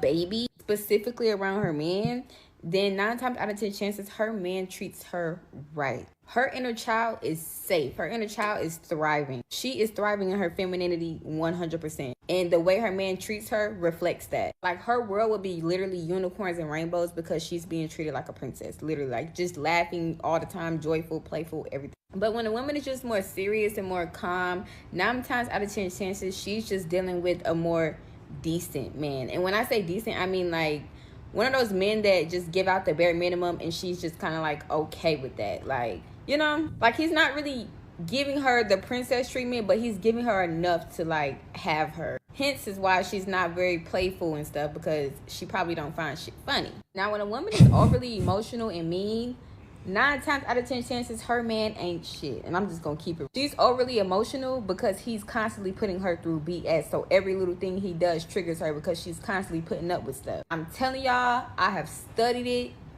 Okay, someone asked in the chat, she said, what are the 7 things to say? If you missed any of the points that we discussed here, and you came late, you can just go over to my YouTube channel, which is just above my head on the top right corner of the screen. And then you can type in my name, just type in my name, Tomisin. And then once you get in my YouTube channel, you'll see me live on YouTube at the same time. And you can rewind it just like that and see all of the different points that I did there, okay, if you missed any. For this, you know what? You want to know what's funny, what this makes me think about? Okay, let's not get too deep into me. But it makes me think about sometimes how... When I used to work corporate jobs, I would meet some women at my corporate job and they would be so uptight. Like, I mean, like, those people that like, it's not like, oh, work uptight. It's just like, they're just so wound up. Everything is like a huge deal to them. And it's like, that's just their personality. And I just, I'm weird. In my mind, I'm just like, you need to get D'd down. If you were getting D'd down real nice, a man making passionate love to you, you wouldn't be this wound up. I can tell. This is the wound up. You haven't gotten D'd down in a while. You haven't felt a man's passion in a while, and you're very wound up now. That's why the reason I'm saying that is because she talks about how you can tell what place a woman is in her relationship and how well or not well a man is taking care of her by the way that she acts. And I think that that's very true. And it's the same thing that I think when I see, or meet women who are like just really wound up, because like when they start getting D'd down, their whole personality changes. It's actually awesome. I think it's amazing and very, very, very interesting. Have you guys ever experienced that? You might be the woman at work that's very wound up. Usually the women who are the most wound up are getting the least D'd down. And the women who are less wound up are getting their stuff penetrated. Anyway, so let's go. Girl, I'm not gonna lie. I'm not having a good day. I went through my man's phone and I found out he's talking to other girls. I'm really sorry to hear that. It's tough dealing with things like this. You know what? How many of you use ChatGPT and ask ChatGPT relationship questions? I'm actually very curious about this. Let me know in the chat. Yes or no, using ChatGPT for relationship questions. I'm actually very curious about this. You know what? Wait, listen, chat. It is tough, but I'm over it. I want to write a diss record right now. So can you please write me a rap? Absolutely. Let's channel that energy. Yes. How about this? I found your secrets, thought you were mine, but you crossed the line. No. Chat. No, we not going outside, chat. Give me a Lotto, a Glorilla. I need a vibe. Something people could turn up to, but it also shows that I'm a boss, Got you. Let's do this. How about... My bad. I'm the boss, Got my mind on my grind, never looking back, leaving all that behind. Strong and fierce, I rise. Watch me shine, I know my worth, and I'm claiming what's mine. Chat. This is still too nice. You need to toughen up, chat. Chat, you know I'm black, right? Toughen up. This gotta be something people could bop to, but he needs to know not to play with me ever again. Let's try again. Got it. Let's make it bold and fierce. You played your games, thought you could play me. Now watch me rise. I'm unstoppable. Chat. You'll see. Chat. No more No, lies. chat. I'm taking my throne. Chat. I'm fierce and free, never alone. Chat. You want me to make? Should I make? If I had a computer programmer, should I make an AI of me? That's my voice.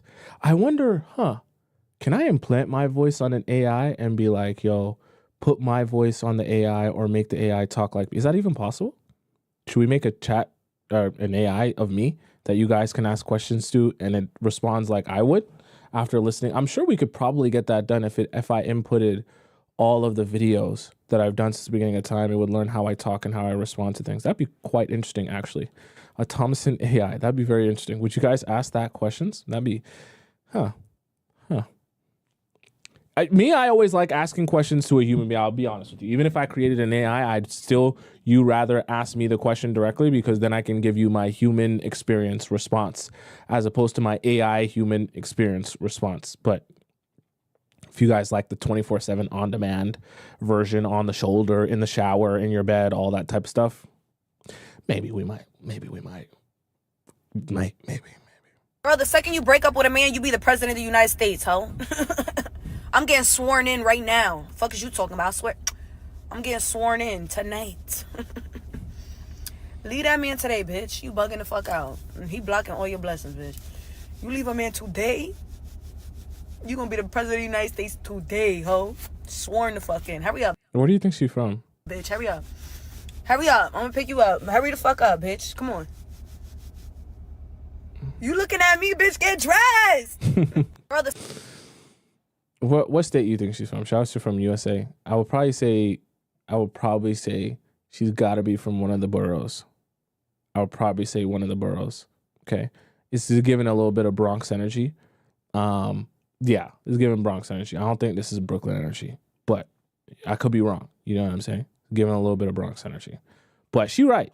When you take your focus off of a guy, a lot of good things could happen. When you finally start, someone said her lips are like the brats. Come on, you should know better than that. Even I know that's a filter. Come on. We in 2025, okay? All right, chat. Let's hop into our next segment of the day. It's a special time. It's an amazing time. It's a time where you're gonna laugh and you're definitely gonna cry. Okay. Don't look at your clock. You better spam it up, by the way. Don't look at your watch. Don't look at your phone. Should I go louder chat or quiet chat? Which one? Don't look anywhere else in your entire home. If you don't know the time, I'm going to tell you the time, okay? Are you ready? Are you prepared?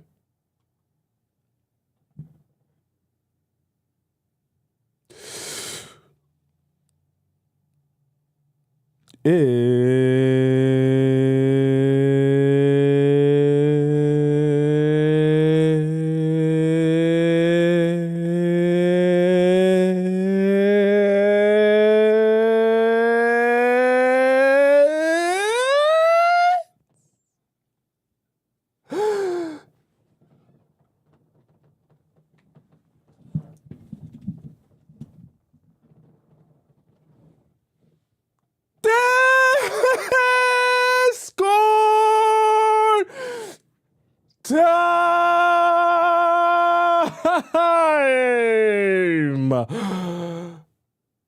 Yeah. Okay, chat. All right, enough silliness.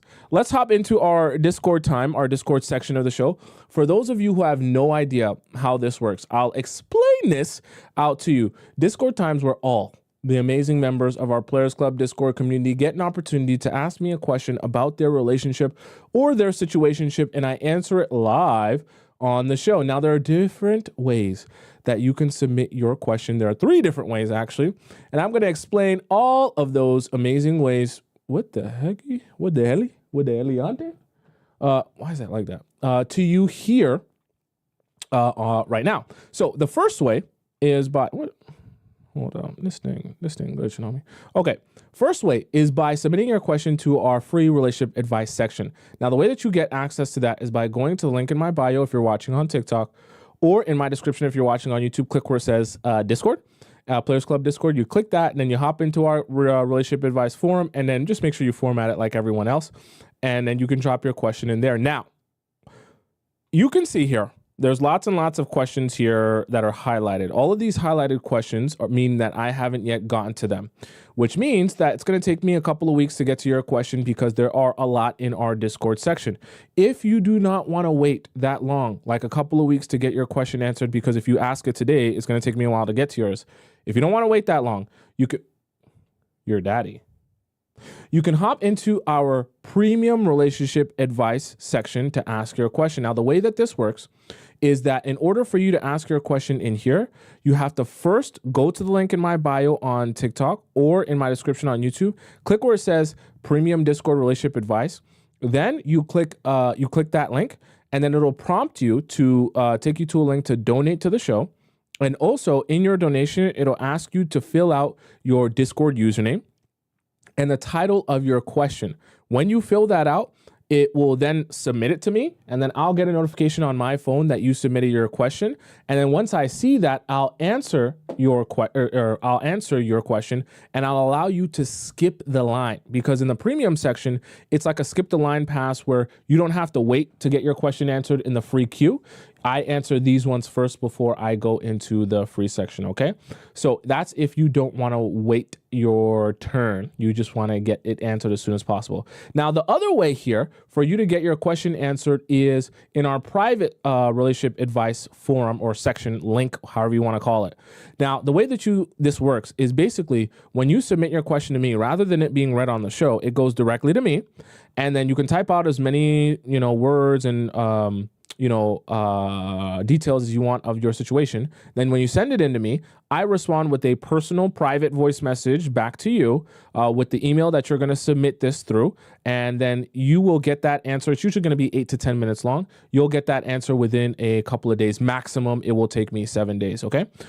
So you can access this link here. It's in the Discord. It's also available in the link in my bio on TikTok or in my description. It's where it says private relationship advice. And then when you click that, you can submit your question and get your answer that way. Okay.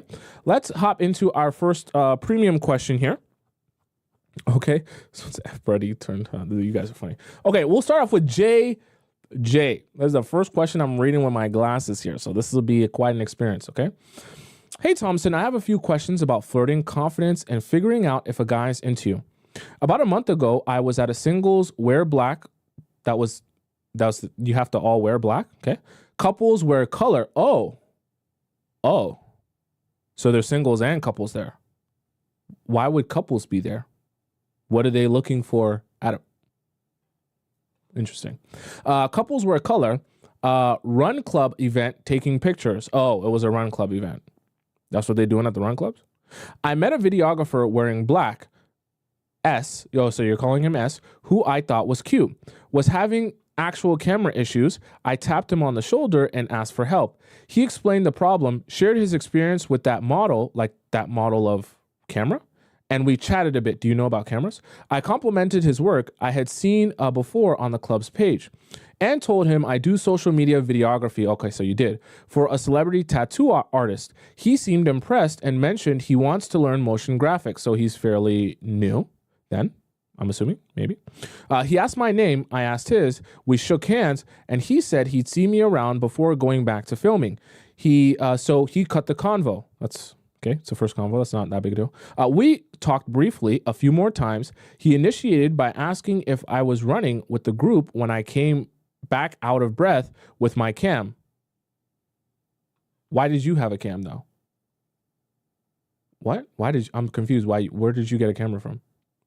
I sat near him and another videographer, mostly just wanting to be close to him. I didn't speak too much, and honestly, at some points, I got up and walked around because I was scared of seeming like I'm hovering around him.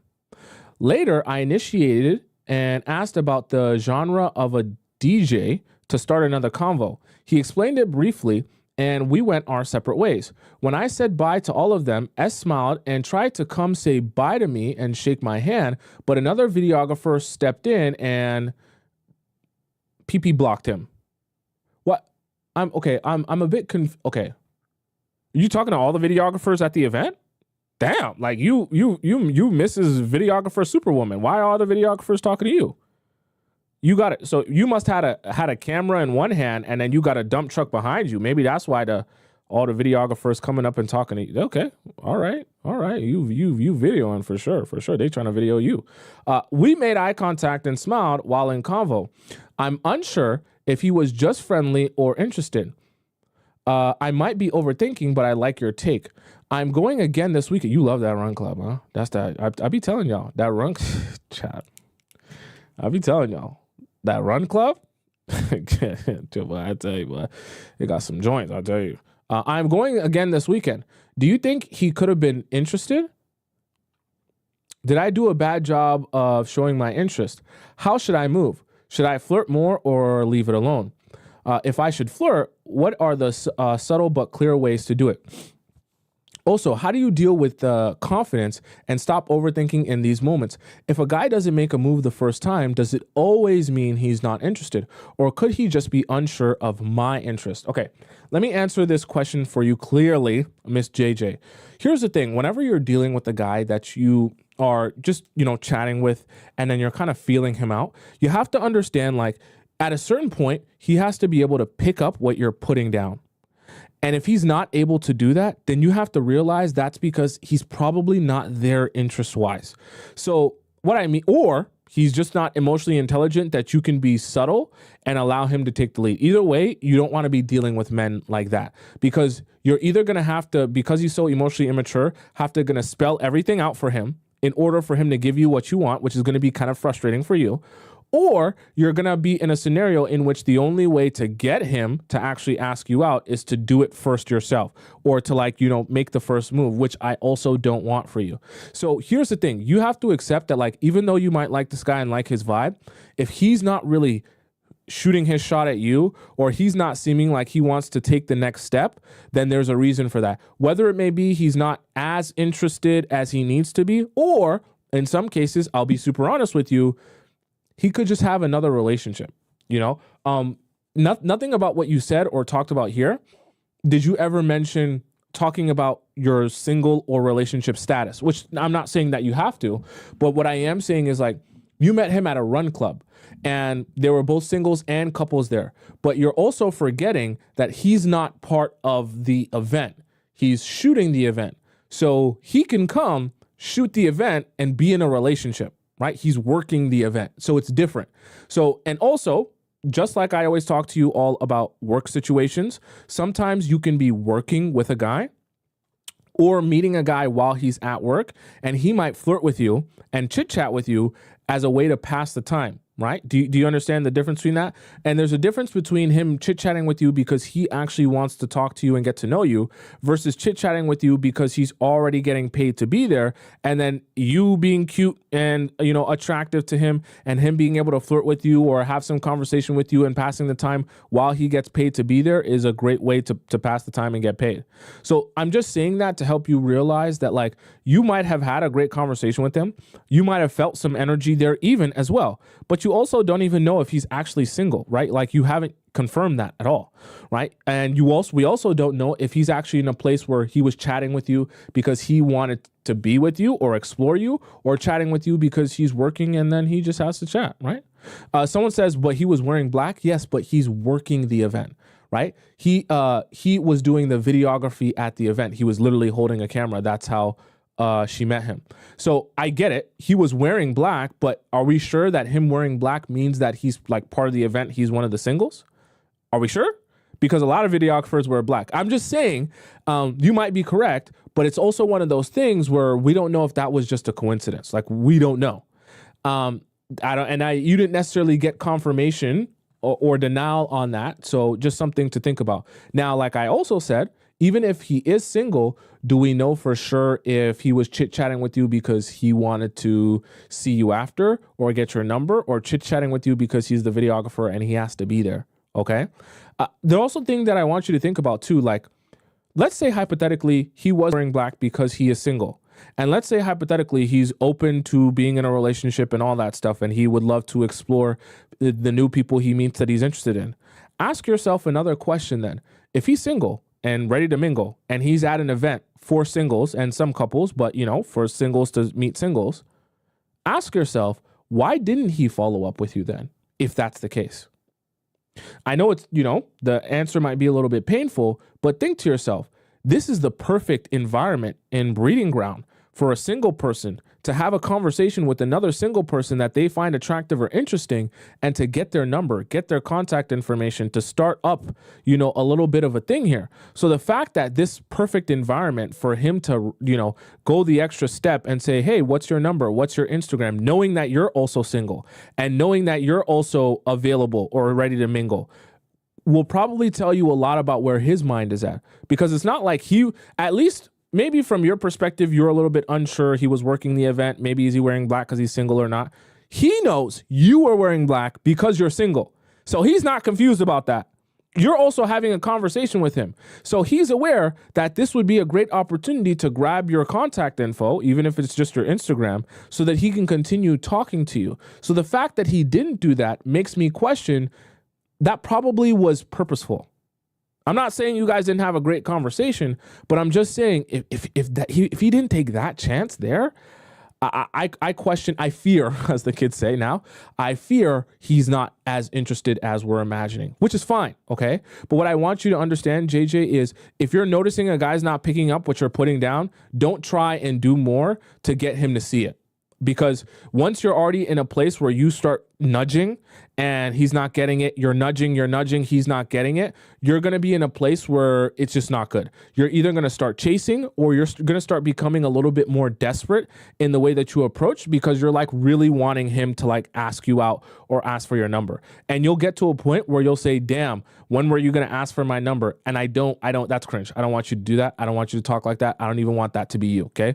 We want guys to approach you because they want you. Let him ask for your number. Let him press you, as the kids like to say. Okay. So leave it where it is. If you see him again, let him come to you even for the first conversation. If you're not noticing him having a desire to start up a conversation with you, leave him be, okay? Leave him be. I would honestly advise you just leave him be. Let's hop into our free section, and we're going to answer some questions here. Got lots and lots and lots to answer here. Let's see. Okay, so I think let me make sure I didn't skip any. Okay, I think I left off here. Right. I got to start marking these. Okay. This one comes from LP Baby. It says, Tomisin, please advise. Hi, Tommy. What is the best way to properly apologize? I'm going to apologize to Mr. Salsa Man in person this week, and I already apologized earlier as well. He reached out to me to apologize to me first and wants to take me out on an activity date. Okay. Oh, you said I already did this one? Why is this marked then? Oh, I should have marked this. I got to start marking them, chat. That's my fault. Let me scroll down and do actually your daddy. Oh, is this the... Okay, I guess this is... I thought the message was deleted. Okay, so this is your question. Pulled back too much. Your daddy says, hi, Thompson. I wrote you a question a few days ago. Well, I'm back with an update. Wait, what?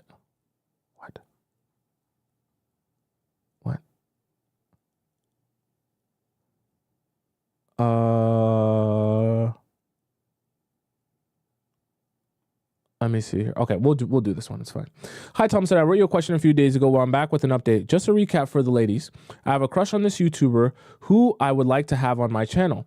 So basically, Thompson, immediately after I wrote to you, I had my manager email him for a collaboration, and he said yes, like instantly. Oh yeah, you really wanted him on your show. Okay. Well. Wait, LP Baby says I didn't answer the question. I thought you just said I did answer the question. Well, we kind of got into a contact, and after a few days, I had him come down to a lounge to talk about the whole video process. Eventually, I had to bring him down to my office studio because he wanted to converse with the producers and my team. I was the nonchalant final boss, I'll tell you that. He couldn't tell whatsoever I fancy him in the slightest. Gosh, he's so funny. The banter was up, I'll tell you that. It just gave bestie vibes. I don't know why. What are you saying? You're saying you weren't feeling the same vibes as before? I feel vulnerable sharing these, just hoping he doesn't watch Tomisin's live. I doubt he does. This one in particular. The shoot will be happening a little over a month after. Both are booked and busy. Like, I think you may say both of us are booked and busy. So a little after he met me, he did a video with his boys on one of their channels. When I tell you they were on him. What? In the video, they said my nickname. They dumb because my subscribers know my nickname. And asked him to tell me how it went. Huh? He says, it's all right. We're just friends. There's nothing, you know. And the boys kept teasing him and saying, nah, we want to know. He kept blushing and said, it's for a collab, guys. Come on. Also, his boys were gassing me so much. This is like a YouTube. We're like in YouTube Inception. The way I and even his viewers discerned it was he probably liked me before this whole thing. He definitely knew me. And he definitely told his boys everything that happened, and they were pretending to ask him just to tease him. He was visibly trying to stop the guys from saying it all. Even though we spoke only about business, I usually can tell when someone fancies me, and yes, he 100% does. I just have many questions, Tomisin. He is a lot more older than me. He's amazing at what he does, and he even inspired me to start mine. He's underrated. I'm a lot more young. Chat, she's also not talking about me for any of you thinking that this is not about me. He's underrated. I'm a lot more younger, started years after him, but my channel is way bigger in numbers. Although he's still a millionaire, and he's got collectively around 5 million subs on all YouTube channels. Who are you? Your daddy? Who are you? Wait a second. Who is this? Wait, it's chat. Who is this? Like, you just kind of gave away. If this guy has 5 million subs on all his YouTube channels and you're saying your channel is way bigger than his, that means you have over 5 million subs. Who are you? Like, that means you're a really popular YouTuber. Who are you? Like, you might have to reveal yourself in the chat one of these days, because if you have is this the Wizard Liz? Who is this? Like, I don't know that many YouTubers that have over 5 million subs. And if you're saying you have more than that, who, like, genuinely make your guesses. Who do you think this is? Who fits this description? Because if you have over 5 million subs, you're not small. Chat, we might have to do some investigating. Tell me some people you might think this is based on this story. We're gonna investigate you, your daddy. You're not gonna be able to hide for long. I'm not bragging at the slightest. It's a genuine question, and I have no issues with this. But I've heard many relationship online personalities, including Shara, say you being bigger than men in money and success-wise would hurt a man's ego. And I generally don't want to give him or any man that signal or take away from him them for being a man / provider in the relationship. Is this true or not? Yes and no. Someone said, are you Kai Cenat? Like, genuinely, who is this? Like, who is this? Here's the thing. I wonder who the male YouTuber is too, because you're saying, okay, this is interesting. Are you dating Drewski? Here's the thing. For your situation, there's levels, right? So yes, you're successful. You're a millionaire from YouTube as well. That's great. But if you're saying that he's also well into millionaire status as a YouTuber as well, it's less about you being so much better than him and more just like you guys combined are a power couple. Do you know what I mean? Like imagine if Jay-Z was worth like 10 million or $20 million less than Beyonce. Is that really going to change the dynamic of the relationship? Not really. Because like very much the same way that you can take care of him in terms of like you being financially stable, like he can take care of you as well. It's not like, you know, he's struggling for money and the way you would want to live your lifestyle, he wouldn't be able to provide that for you, right? So that's why I'm saying there's levels. Like if you're, you know, the closer you get down to like less money, obviously the discrepancy becomes more. If you're making 200,000 and he's making 20,000, then obviously that difference is the difference between him being able to provide you with any sort of lifestyle versus absolutely not being able to do that, right? But the difference between you being worth, let's say, $10 million and he's only worth $8 million, I'm sure you'll be able to get by in providing for you despite the fact that he's only worth 8 million and you're worth 10. You understand what I'm saying? Someone said probably Chusky. Yeah. Interesting. Tomisin, I think he's all right. He's a bit on the skinny side. I have no problem until it becomes a problem. What do you mean by that? I genuinely don't think he could protect me if he got in a fight. He's a YouTuber. You're not dating a UFC fighter, okay? He's a YouTuber, okay? So just keep that in mind. I always wanted a big boy, tall and robust. Am I wrong for thinking that? No, you're not wrong for thinking that, but I'm not saying dating a YouTuber means you're going to date a guy who's like not in shape, but like you want a well-rounded man, right? There's no problem with that, but you're also dating a YouTuber, right? Not every YouTuber is going to be like super crazy about this health and fitness. It's just the reality. It's just life, to be honest. But if you know you want a big, tall, robust man, then you have a physical type. There's nothing wrong with that. But then you have to ask yourself, what are what we would call must-haves for you and a man? And what are things that you would like to have, but you're able to work with? So is this a problem to the point where you're unattracted to him? Because it doesn't seem like you're lacking attraction to him. If that's the case, then maybe it's something you can work with. But if you find yourself like dry as a desert when you look at him or you see him with his shirt off or whatever the case, now we have a different problem on your hands, because you don't want to be forcing a relationship with a man you don't have real physical attraction to, because your everything has to be working right. Your mind has to be there mentally. You have to feel real attraction to him for everything to be getting lubricated and wet properly. If it's not working properly, you're going to be in a very bad position, okay? Who is this YouTuber? Someone said the guy is Hassan Piker. Interesting. I wonder who this YouTuber is. I am someone with the strongest boundaries on earth.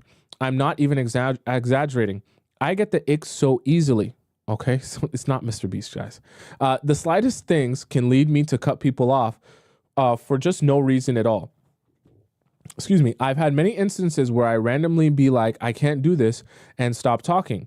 Even though I like him, there's a possibility I might do this. But okay. I don't want it to just ruin my chances of business. Him and his boys were people who I grew up watching and greatly admire. Who is this? Him and his boys. Are you dating someone from AMP? Like, are we talking? Wait a second. You're not dating someone from like AMP, because when you're saying like him and his boys, and I'm trying to think of which YouTubers are like in a group. You have AMP. Who else is in a group? I can feel David Dobrik. Oh, no, but he has more than, she said 5 million across all of his YouTube channels. Who are you though? Because you said you have more than him. I wouldn't want a bridge or tension. You get me? I mean, I get it, especially if he's a big YouTuber. Oh, DDG. Huh. We've expanded a lot, chat. Beta Squad, that's possible. I've already worked with many people in his circle. I'm talking major brand deals. You would believe if I said I used to watch these guys since I was like 13. Okay. Now I'm here years later. Yes, God is great, y'all. Okay. So we actually might be talking about someone from Beta Squad. Could be David Dobrik's too big. It doesn't fit the mold. It could be someone from Beta Squad. What's that other one? Sidemen? But KSI, who are the other people in Sidemen? It could be one of those YouTubers. Could be someone from AMP, although I'm pretty sure Kai Cenat's dating like someone who's not that big as you're describing yourself. I don't think it's DDG either. Someone said it's definitely someone from AMP. Possible. Someone says, aren't they supposed to be anonymous? I'm nosy, chat. I'm a nosy guy. Like I said, everyone knows everyone in the space. Words spread like wildfire. Well, clearly I don't know. Like, I'm not sure who you guys. You know me. I don't get to know who you are. You should tell me on the side. I won't tell anyone. You should tell me on the side who you are. Just on the side. on the side, just a little bit on the side. One of the reasons I've been single for this long is because of this. However, he's one of the most genuine and humble people I've ever met. Even my bodyguard likes, okay, who are you? Who are we talking to, chat? Nah, this anonymous thing might have gone too far. Because now we have people who damn near, who big. Like, if you having a bodyguard, you big. Like, you not no small time YouTube. Like you said, you have over 5 million subs. Who are you? Reveal yourself to me, and I won't tell anyone. I promise I won't. You have to. You have to. He's just a sweetheart. Should I further entertain this if he makes the move, knowing that I myself would be the potential reason to make this fail? Well, here's the thing you'll also have to understand your daddy, right? You have to also understand, like, you're in control here. So I know, like, it's making you a little bit, like, worried that you might self-sabotage, but, like, you're the one in control of your self-sabotage. So, like, I get it. It's something that scares you, but then also ask yourself, in the scenario, like, in which you did that, what would be your reasoning for self-sabotaging? Just because things are going well? That's a you issue, right? It's not something that you can, like, say, how do I prevent this from happening, right? It's really a choice, because you have to ask yourself, why does that happen on a regular basis with any situation that you be in? Also acknowledge, here's the thing too, and I want to point this out to you because this will relate to your special situation. You're a big YouTuber. You have over 5 million subs, okay? You said you're way bigger, so maybe you have 10 million. Who are you? And you're dealing with a situation where obviously, like, being in a relationship for you is not about finding a man who can really provide for you, because the reality of it is you can provide everything you want for yourself. So that's not what you're looking for a relationship for. It's probably also part of the reason why as soon as something gets a little bit difficult with the guy, or you're having problems, or he's not perfect, your response is, I can't do this, because you're in a position where you can say that. Because once you just say, hey, I don't like one thing that's wrong with you, that I don't like, that I don't appreciate, I can't do this anymore, because you can then easily go back to a homeostasis where you're taking care of yourself, you give yourself everything you need, and you don't have to worry about dealing with anyone else. Here's the problem though. Even though you can take care of yourself very well and be perfectly fine and happy with that, the reality of it is you want a relationship as well. And relationships, the real life reality of relationships is you're not going to meet someone that is absolutely perfect in every way, shape, or form. I'm not saying you won't be in a happy relationship. I'm just saying even the person that you can be in a happy relationship with will not be a perfect human being. They'll make mistakes. They'll say things wrong sometimes. They'll be cringe sometimes. They'll be awkward sometimes. They won't be absolutely perfect in their aesthetic or their look. It's just not possible. So my fear is that because you can provide yourself with everything you want, your expectation is that the person you're in a relationship with is absolutely perfect and never makes a mistake. And if that guy does make a mistake, your response will be, I can't do this. But that's not how you do relationships, right? Doing relationships and getting into them and being successful in them is about understanding what are the most important elements of a partner that I need to be present in my romantic relationship. And then when I find that in someone, what are the other things that, even though I would like them to be present, are not necessarily deal breakers for me that I can work with? So I'll give you a perfect example of that. Maybe you say, I want someone who's really accountable, that I can hold them accountable and they're able to apologize for their mistakes without me having to pull teeth. Maybe that's something that's a requirement for you. Now, when it comes to something like, oh, yeah, and I would love if that guy is 6'5", and that guy is only 6'1", but you're still shorter than 6'1", and you're well shorter than 6'1", and you can still be in a relationship with a guy who's 6'1", or in this case, maybe a guy who's skinny.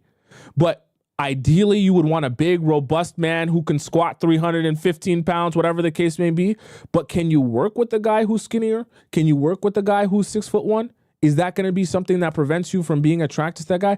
Though that's the type of thinking process you have to bring to your romantic relationships. It's not about settling. I'm not asking you to settle. I'm asking you to have a realistic conversation with yourself about what's mandatory for a relationship to work for you and what is something that you would like to have, but you can work with even if it's not present, right? That takes some honesty with yourself.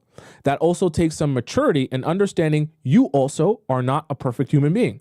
So the same way someone who meets you and starts dating you is not going to get a perfect human being all put together with no mistakes is the same way you're not necessarily going to get that in someone as well.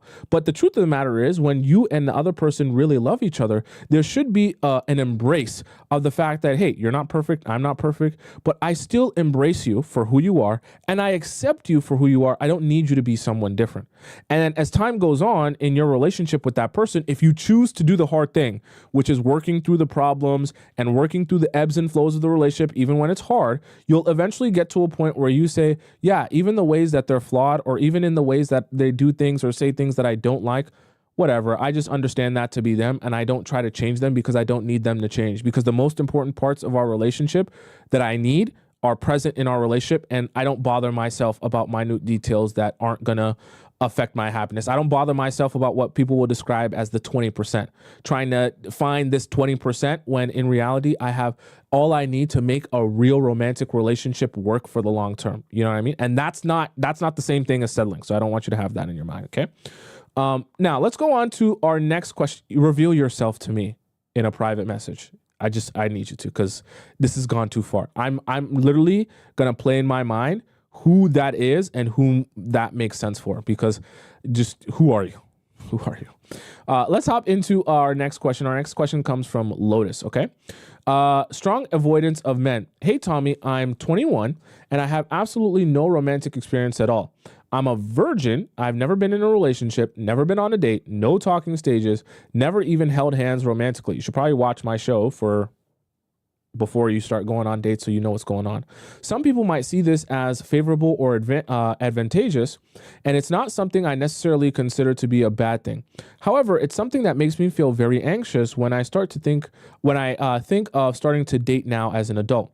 I've always been was your dad strict? Good strict dad. W strict dad.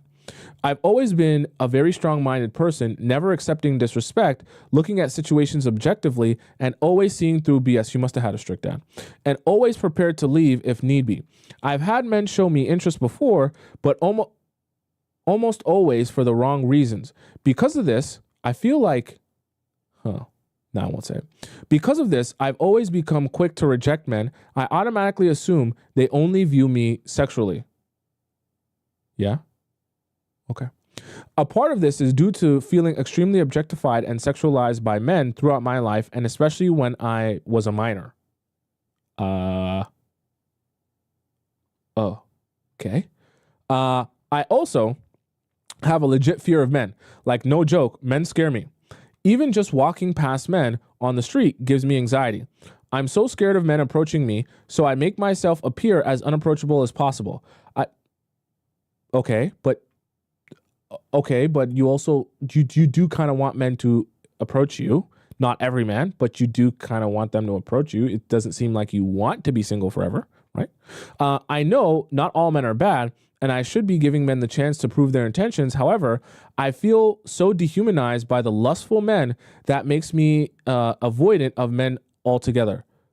Okay, I'm going to make a little bit of an assumption here based on what you're describing, because you're sounding like the men are hypersexualizing you. So I'm curious, and it's not your fault. I'm just curious. Sounds like you have some voluptuous assets to you, that these men seem like their tongues out of their mouth. They're shivering when you walk by, because the way you're describing it here, it's like they can't control you themselves when you're walking by or when you're around. This was making me visualize here.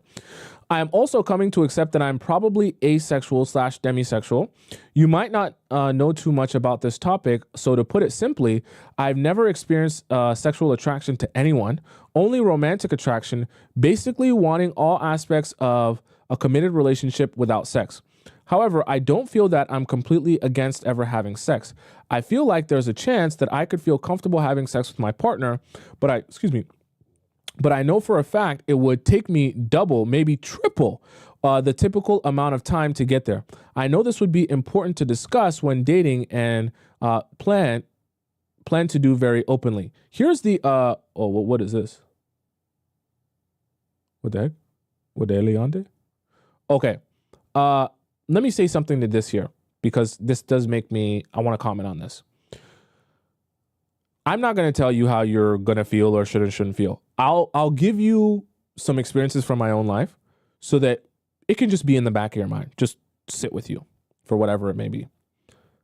I have come across people in my own life where when I met them, the women, when I met them, they were also confused, not confused, they were also convinced that they were asexual or demisexual, or just, like they were convinced that sex for them wasn't an experience that they were going to enjoy as much as other women. That, especially intercourse with the guy, they just couldn't bring themselves to the point where like they would orgasm or they would be like, oh my gosh, sex is the best thing ever.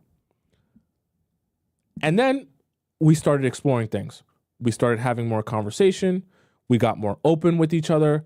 I started asking them more questions, understanding their mind a little bit more.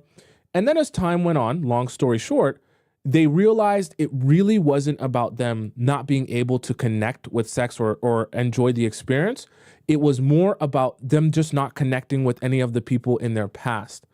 And then when we finally unlocked some things for those women, well, when me and those women finally unlocked some things, they realized they actually do enjoy sex a lot. They can orgasm from sex a lot. And they can even like think of sex in a way that they never thought they would, simply by having a stronger connection and exploring a little bit deeper than what other people were exploring with them. So the reason that I'm giving you that example, and this is like multiple women in my life that I've come across like that. The reason I'm giving you that example is because I just want that to be something that you think about as a possibility when you're going into your relationships. Because I'm telling you, you might not be able to visualize it right now. Like the idea of you think like being like even addicted to sex or loving sex so much that you're thinking about it all the time, right? I don't want to say addicted, but like loving sex so much that you're thinking about it's on your mind. Like you want it with one person, you're looking at someone and like you're just automatically wet. You don't even know what's happening. I know it's very difficult for you to imagine being in that state of mind, but I promise you, for you as a woman, your mental is everything.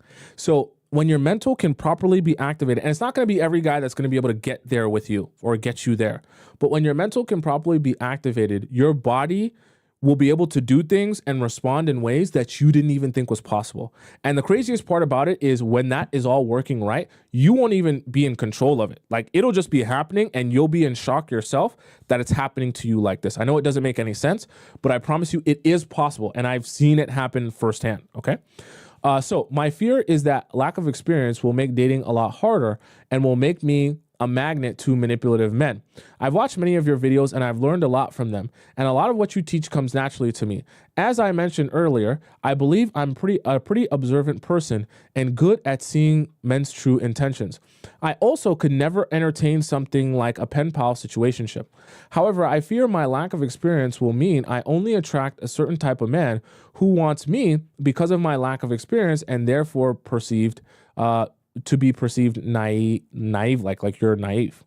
My questions to you are, do you think I'm even ready to start dating? Well, yeah, like you have to start dating to eventually get married. You can't say that you're not ready to start dating because when will you be ready if you never get experience, right? So yes, you're ready. How can I overcome my anxiety surrounding men and their intentions? You have to start by, okay, if men are intimidating to you, especially when you're just on the street or walking by or whatever the case may be, start by meeting men in a group setting. So if you can go somewhere with a group of your girlfriends and, meet another group of guys in a way that's less invasive and less like, hey girl, let me talk to you, that will be the best way for you to ease your way into just having conversations with guys. You know what I mean? It doesn't even have to be, oh, we're having a conversation for us to eventually go on a date. Just ease yourself into getting used to having conversation. And then in some cases, maybe if you actually are a little bit attracted to the guy or you're feeling some vibe there, having a little bit of flirtatious energy in a way that's very, what's the word I'm looking for? Very low pressure, meaning that like you're in a group setting, your friends are there, which are going to make you more comfortable. It's not like, hey, I'm just talking to you or we're alone on one side of the party or whatever, one side of the room. It's like, hey, everyone's kind of chit-chatting. We're having our own side conversation. It's very low pressure. You can go to the bathroom whenever you want. You can stop the conversation whenever you want. That's the best way to kind of just get your feet wet and get, yourself being like, okay, not all men are bad. And sometimes in the right scenario, in the right environment, I'll actually be feeling the vibe of a conversation with the guy, right? Here's the other thing that you can do to make this easier for you. Start by finding out where you can spend places that you will already have some interest in. So, for example, let's just say you enjoy, I don't know, skateboarding, okay? If you can put yourself in a place where you're skateboarding with some friends, now you're already doing a thing that you find interesting. So then if you meet a guy that you find interesting at the skate park, what do you think is an easy conversation for you guys to ease into? Skateboarding. So now you can talk about your wheels, you can talk about trucks, you can talk about doing an ollie, you can talk about doing a kickflip, all this other stuff, which also creates a very low pressure environment where you don't have to think about what to say or what to talk about. You also don't have to talk about how much you like each other or how cute he thinks you are or how cute you think he is. You can just talk about the skateboarding, which is something that you're interested in and have a lot of knowledge in, and something that he's also interested in and has a lot of knowledge in. And you guys can discuss and talk about that while you feel the guy out. That's another piece of advice that I would give you there. As a complete beginner in the world of romance, what must I know to protect myself? That not everyone has your best interest. And the only way to sense if someone truly has your best interest is by allowing time to pass. Because a lot of people will come into your life and tell you that they have your best interest, and then they'll go about doing what's best for them and screwing you. So that's not even a bad thing. You just have to realize that as the truth.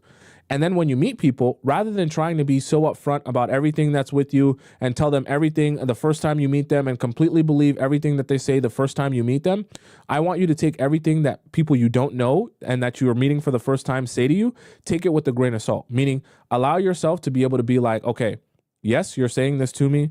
Yes, you're saying this is your truth. You're saying this is your story, but I will allow that to be revealed over the course of time. Okay? Does that make sense? Is there a way I can use my lack of experience to my advantage? Yes, and yes, you can. The way that you would use your lack of experience to your advantage is by painting a different narrative about your lack of experience. So what I mean by that is, let's just be real, okay? Let's be real. You being a virgin, in terms of men seeking like a wife, is not a disadvantage from the standpoint of, obviously, if you've had no partners, it makes men feel better about the fact that they'll be your first partner and hopefully your only partner. I would love for you to protect that for as long as you possibly can, because even here's the thing too. You can take advantage of it because now when you say to a guy that you're expecting to only sleep with him or whatever the case may be after marriage, right? It's more understandable and acceptable because men realize if you haven't done it up until this point, there's no like, why all of a sudden would you break it for him? So that's number one. The other way that it can be used as an advantage is if you change the narrative around, hey, I don't have a lot of experience in sex and I'm a virgin because I just, no one's ever liked me. That's not the narrative you want to paint. You want to paint, I'm a virgin, right? And I don't have this experience in terms of sex because I chose not to jump into anything that doesn't make sense for me.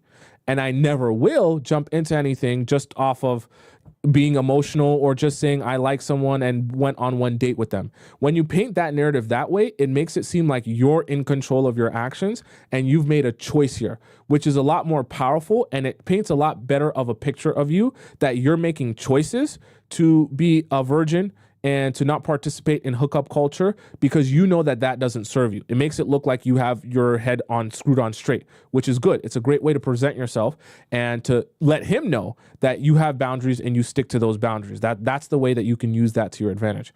Should I be telling men that I've never dated? That I wouldn't add, okay? You can say that you're a virgin. There's nothing wrong with that. But I don't want you to be like, I have no experience dating, this and that, da-da-da.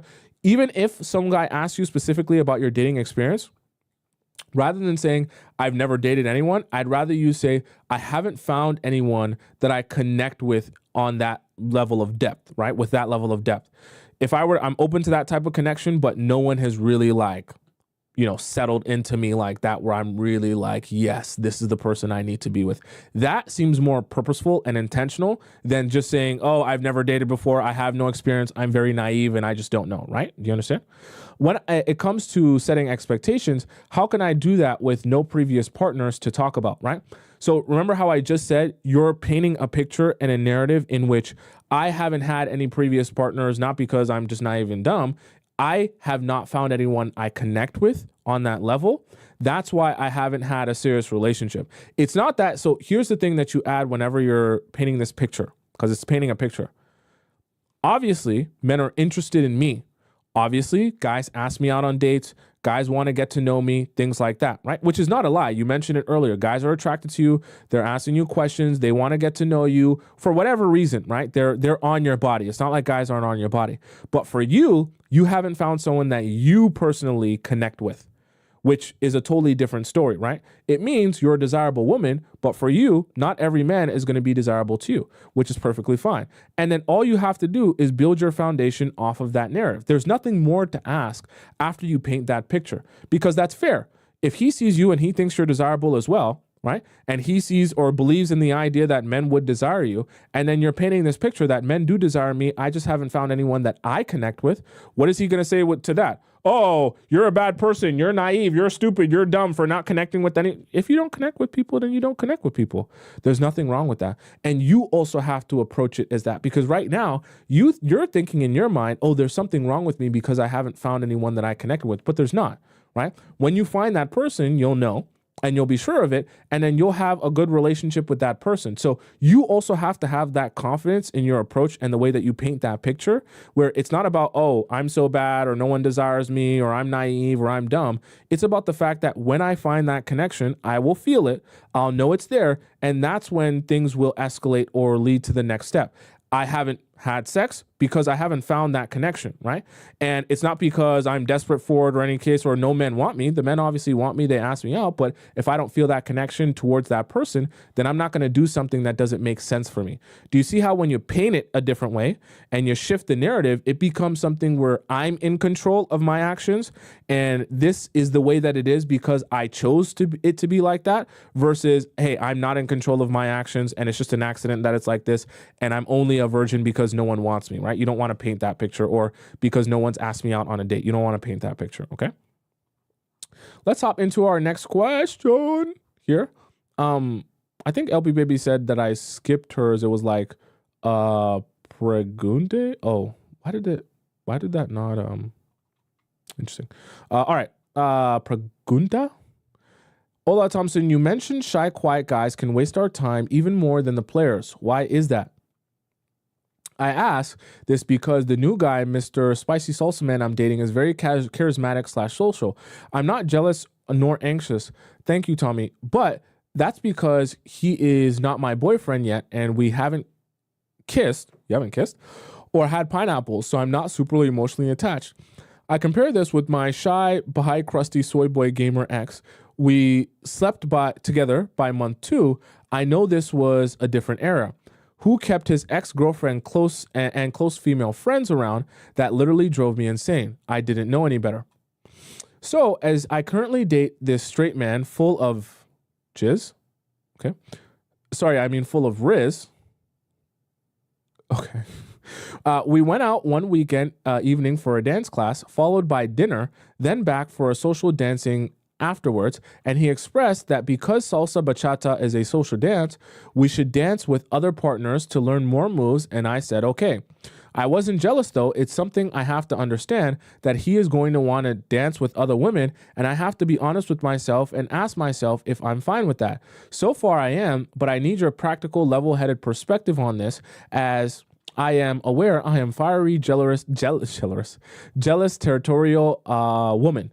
I understand being Latina and a fire sign and slightly unhinged doesn't help. My questions I would like for you to address. Why shy guys / soy boys is the worst waste of women's time, as much as if not worse than the social charismatic men.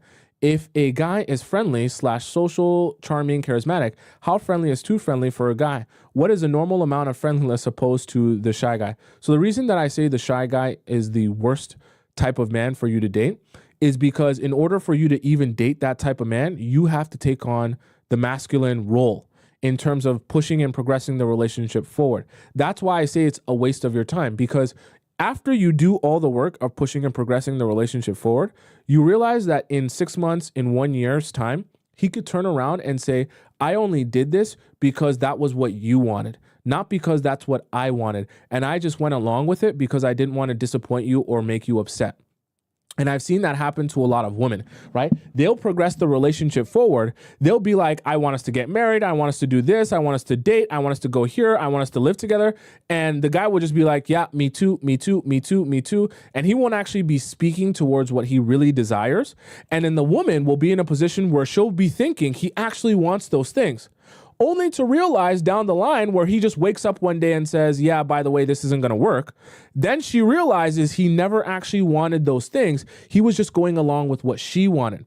And I know it sounds very much like, well, why wouldn't someone speak up for themselves? Why wouldn't they just say that they don't want that? Some guys aren't built like that. I'll just be honest with you. Some guys aren't built to speak up for their real, honest desires. Some guys spend majority of their life just doing what other people tell them to. Then when they get into a relationship, they fall into one because they're just like, oh, it seems like she wants this, seems like she wants that, and I'm too shy to really tell her how I feel or be honest about how I feel or to think about how I feel. So I'll just go along with it, right? It's the same type of personality. I don't know if any of you have this personality. It's the same type of personality where, like, let's say you're in a restaurant or whatever the case may be, and you order something, and then the waiter comes with a different order that's literally not what you ordered, and you know, the certain types of personalities will be too shy to speak up for the fact that they got the wrong order because they don't want to create like an awkward scenario. You understand what I'm saying? That same type of personality in a man is the type of men you don't want to date, because those are the type of men that will keep it hidden, what they really feel and really desire, and they won't tell you until you've wasted a lot of time. Okay. How to handle my jealous, territorial, insecure emotions, because I have a feeling they will start brewing up and come to the surface at some point, and I don't want to let my emotions get the best of me. So what you're referring to in terms of him dancing with other guys, you have to just be honest with yourself, because what you're discussing is not as big a deal as you're imagining. If he wants to dance with other partners and, you know, you get to dance with other partners and you don't have a problem with it and you're actually cool with it, then cool, be cool with it, and then everything's fine. But if you get to a point where you're like, this is not cool with me, then simply have a conversation with him beforehand and let him know, look, I know you talked about dancing with other partners, but it makes me uncomfortable, and I just would rather avoid a situation like that than for us to be dancing with other partners. And then if this guy wants you and he wants to be with you, there shouldn't be any issues there. Because I think right now he's operating off the fact that you said it's cool and you're cool with it and everything's cool. But obviously, if you guys start dating and it starts to bother you, just speak up about it. And I don't think it should be continuously an issue. If his response to you saying that is, hey, I really want to dance with other girls, I need to dance with other girls, it's a must do, then you say, oh, okay, perfectly fine then. Have it your way. And then you might have to make some adjustments, or that might not be your guy. You know what I mean? Because a response to, hey, I need to dance with other women for me to feel the whole experience of bachata, that's weird and strange, okay? I need to get a handle on my emotions and need your advice for this so I can become more of a classy woman with self-respect and love, okay? Then you say, I'm not jealous or anxious because I've been doing this the work, but I also know I'm prone to feeling jealousy, insecurity, anxiety, recall the anxious attached. Are there exceptions to marathon dates? The reason I ask this is because I went on 2 5-hour-long dates with this new guy. Please take a deep breath. Let me explain myself. Because the date consisted of an hour-long dance class followed by social dancing until midnight, and he kept spilling the beans on his trauma and past relationship, so the tea was good, and I felt like I needed to extract the info. After the dance class, he took me out to a fancy dinner nearby, and we went to go practice some more dancing and had more conversation until the event ended at midnight. He tried to kiss me on the mouth again, but I didn't let him because he asked me to be exclusive, so we compromised on him kissing me on the forehead, face, and cheek. Please let me know your thoughts on marathon dates, which was 5 hours. I have a feeling this is okay because we're both adults and we couldn't really talk as much because of the loud music and because we were dancing. But still, please let me know your opinion. Are there exceptions to marathon dates? Recall, we are dating for 3 months and he has asked me to be his girlfriend 2 times already. Once when he was drunk, which that doesn't count, and once sober, but it would need to be a long distance relationship. What? Okay, all right. I'm not sure what okay, what? Okay, aside from that, if you guys have been dating for 3 months, I'm not going to say you're a bad person for going on a single 5-hour date with him. However, what we're not going to do is we're not going to turn every date into a marathon date. I know you've been dating him and pretty consistently for 3 months. So I understand why in certain situations the date will go longer than usual. I just don't want that to become a pattern where every date now is 8 hours long. Okay? So majority of your dates should still be within that 2-hour mark, because what do we want? We want more dates over the course of time, not less dates, and then the dates are happening less frequently because they're lasting 10 hours. Do you understand what I'm saying? So cool, you had one, but this shouldn't be a regular thing. So figure out how it's not going to be a regular thing. Your perspective on long distance relationships. I need a very sobering talk about this. I watched your show on tips to maintain a long distance relationship. It's good to show. It's a good show, and I agree maintaining a long distance relationship is a lot of work. I like more reasons why long distance relationships are a terrible idea. Yes, verbal spanking, please. I don't have details on a long distance relationship, but I'm just curious to hear all the bad reasons why to avoid. Like, out your dad hat on this general question. Oh, when he moves across the country, he can't travel to me. Please advise.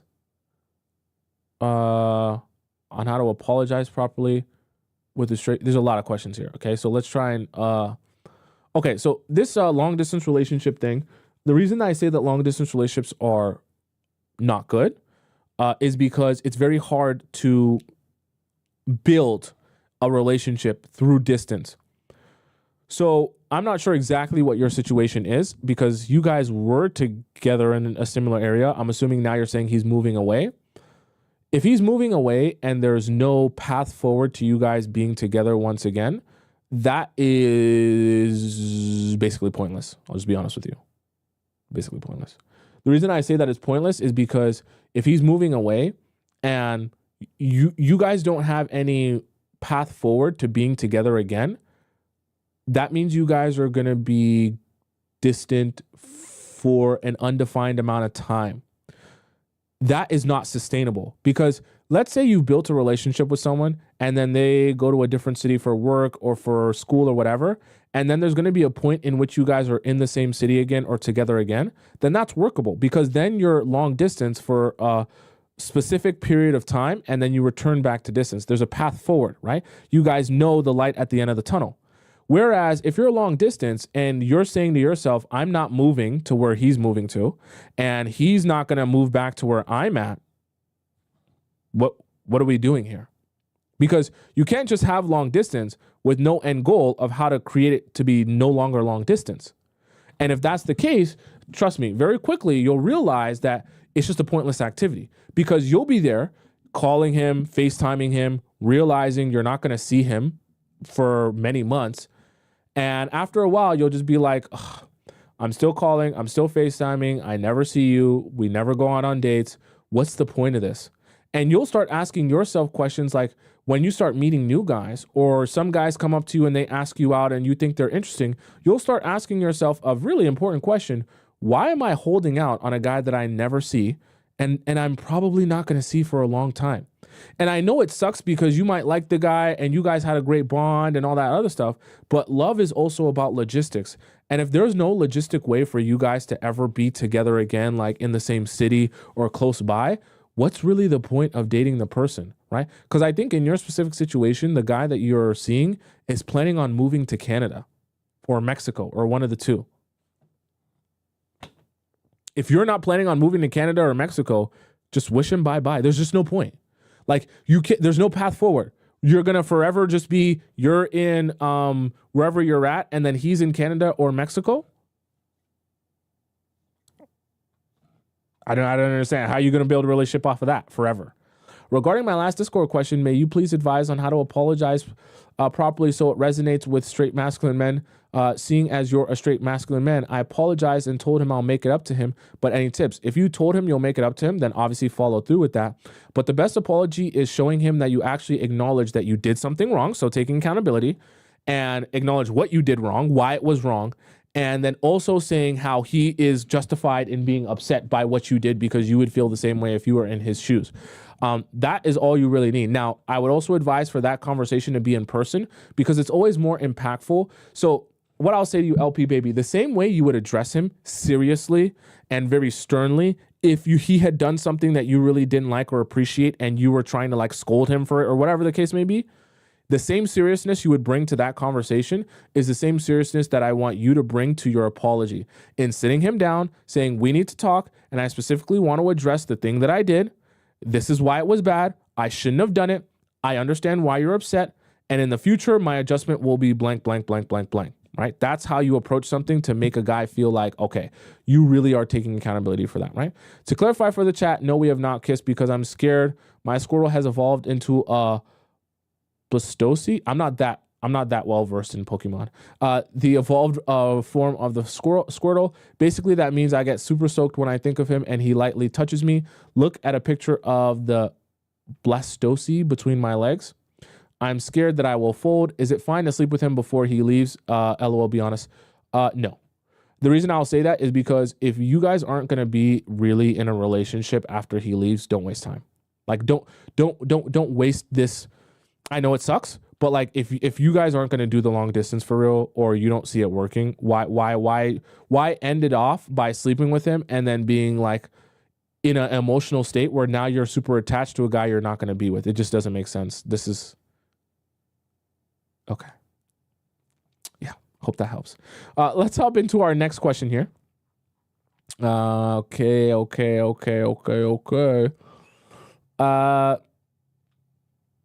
Oh, this one was deleted. This is your daddy again. Your daddy. You better reveal yourself, your daddy. Okay.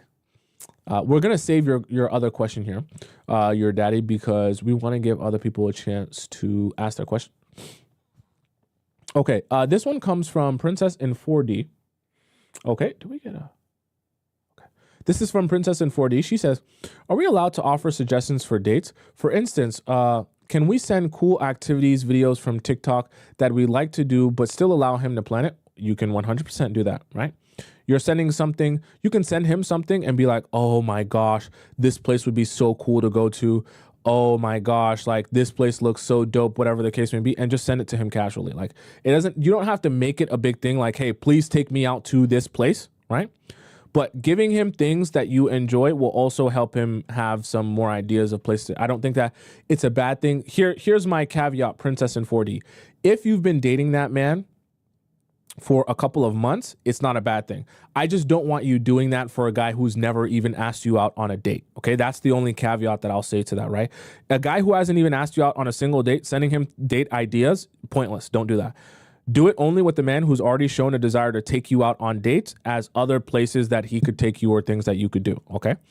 I just noticed that the guy I'm dating always does dinner dates. I'm not complaining about the dinner dates, but I think we thrive by doing some fun things too. Yes, then you're in the perfect scenario in which sending him a TikTok or an IG reel or whatever about different places that you think are interesting. You don't have to say, take me there, just different places that you think are super interesting or whatever. Let him then follow the lead of being like, not follow the lead, but like let him then put two and two together of being like, oh, you think that place is interesting? Would you like for us to go there? Maybe next week or the next time we go out? Oh, yes, that's such a great idea. I would have never thought of that if you wouldn't have asked, right? Just let it be like that. Also, what if we are talking, what? Also, what if the guy we are talking to takes hours to respond? Not a big deal. Like 4 to 5 hours, not a big deal. Is he asking you out on dates? If the answer is yes, don't worry about it. Do we then in turn take multiple hours as well? No. All you need to be focused on is being present in whatever it is you're doing and respond when you have time. Don't be overly concerned with how long it's been since you last texted or he last texted. If you happen to have time and you can respond, then respond. If you don't and you're busy and you're doing something, then focus on what you're doing. By the time you have an equilibrium of having a life and responding when you have time and focusing and being present on the things that you're doing, whether you're out with friends, you're with family, you're reading a book, whatever it is that you're doing, I promise you the ebbs and flows will work out perfectly. You won't need to worry about how long it's been since you're responding. I just don't want you guys to be so overly focused on text because that is a game. If you're thinking, oh, it's been 4 to 5 hours since he responded, so now I'm going to make sure I do, like, just live your life. If you can respond and you have time, respond. If you're doing something, then do something.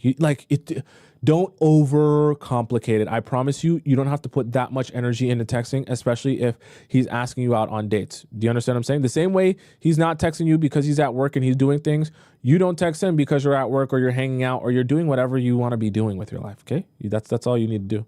I asked because if we are both taking hours to respond, wouldn't we just barely talk to each other?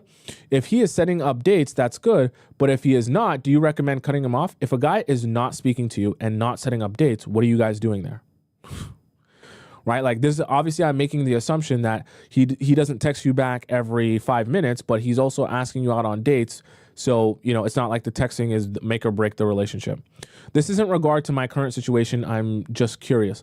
Yeah, I wouldn't be overly worried about how long a guy is taking to message you, because what are your options here? Tell him to message you more frequently. The reality of it is guys will message you as frequently as they feel like. Even if you try to prompt him to message you more than regular, especially at the beginning, he might do that for a little bit and then he'll just revert back to doing what he's been doing. So there's just really no point, right? You're just best allowing yourself to observe how frequently he decides he wants to talk to you.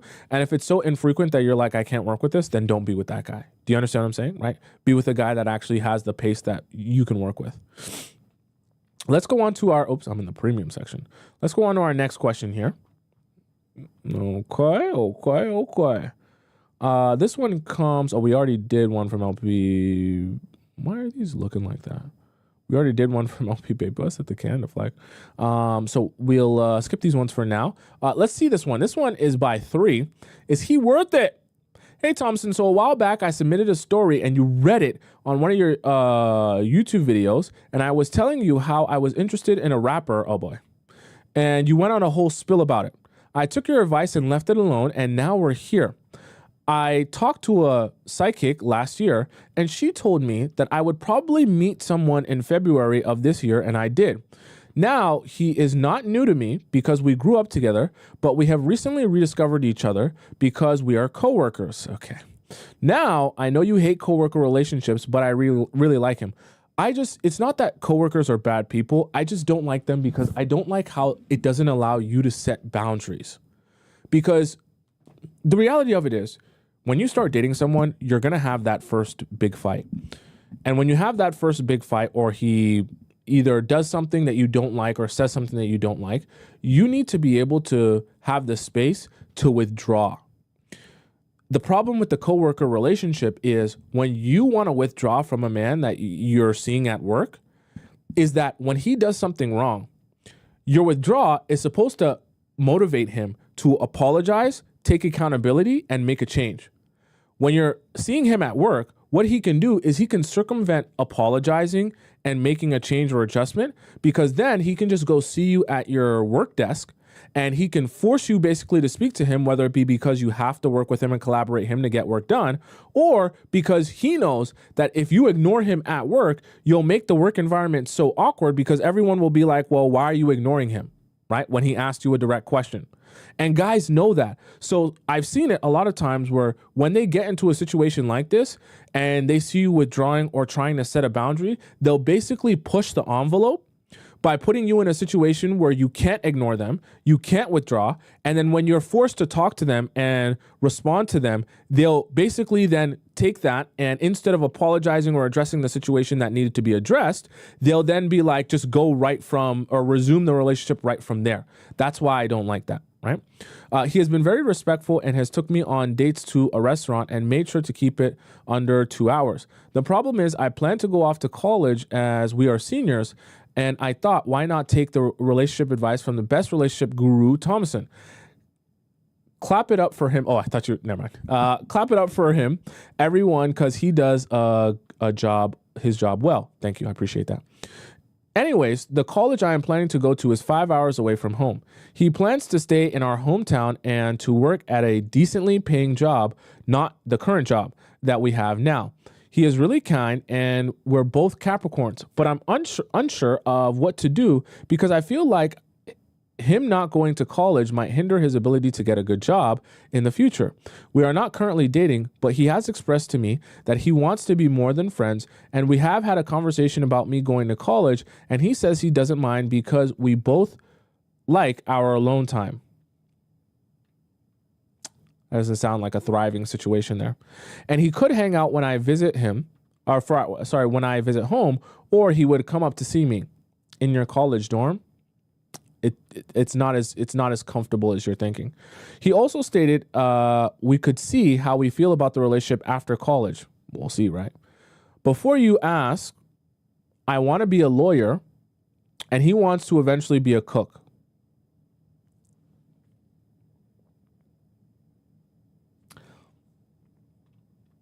Okay, I'm not going to tell you what to do. You want my advice, though? I would advise you to just let this go. Let me explain to you why. I'm not trying to be a mean person. I'm going to explain to you why. You're planning on being a lawyer, right? You're obviously going to want to be successful in your field. You go to school, you go through your bar exam and everything, and you start working as a lawyer. There's a high chance you're going to meet some very powerful people and some very powerful lawyers, okay? And just people in general. Here's the thing about that.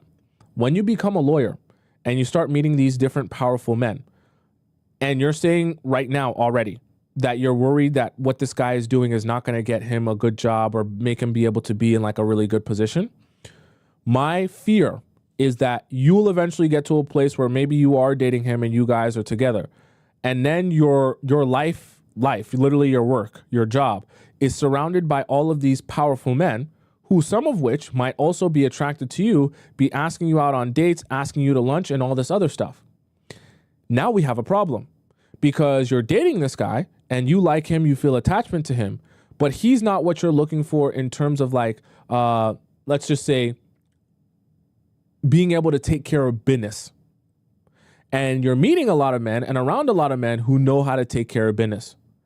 That's going to weigh on your mind a lot as time goes on. And you're going to start to feel conflicted because you're going to start to become attracted to guys who can take care of business, especially if you feel like he's not. I'm not saying that he can't make money as a cook. If he's a chef, I'm sure he can make good money. But if you're already anticipating that he's not in a place where he'll be able to be there eventually, I'm worried because you as a lawyer, you're going to meet powerful people. So that's not even going to be maybe type of thing. And if you're meeting powerful people, how is that going to play a role in your relationship when the guys you're around all the time are so much more than your man? I'm just being honest with you. It's gonna weigh on you a lot.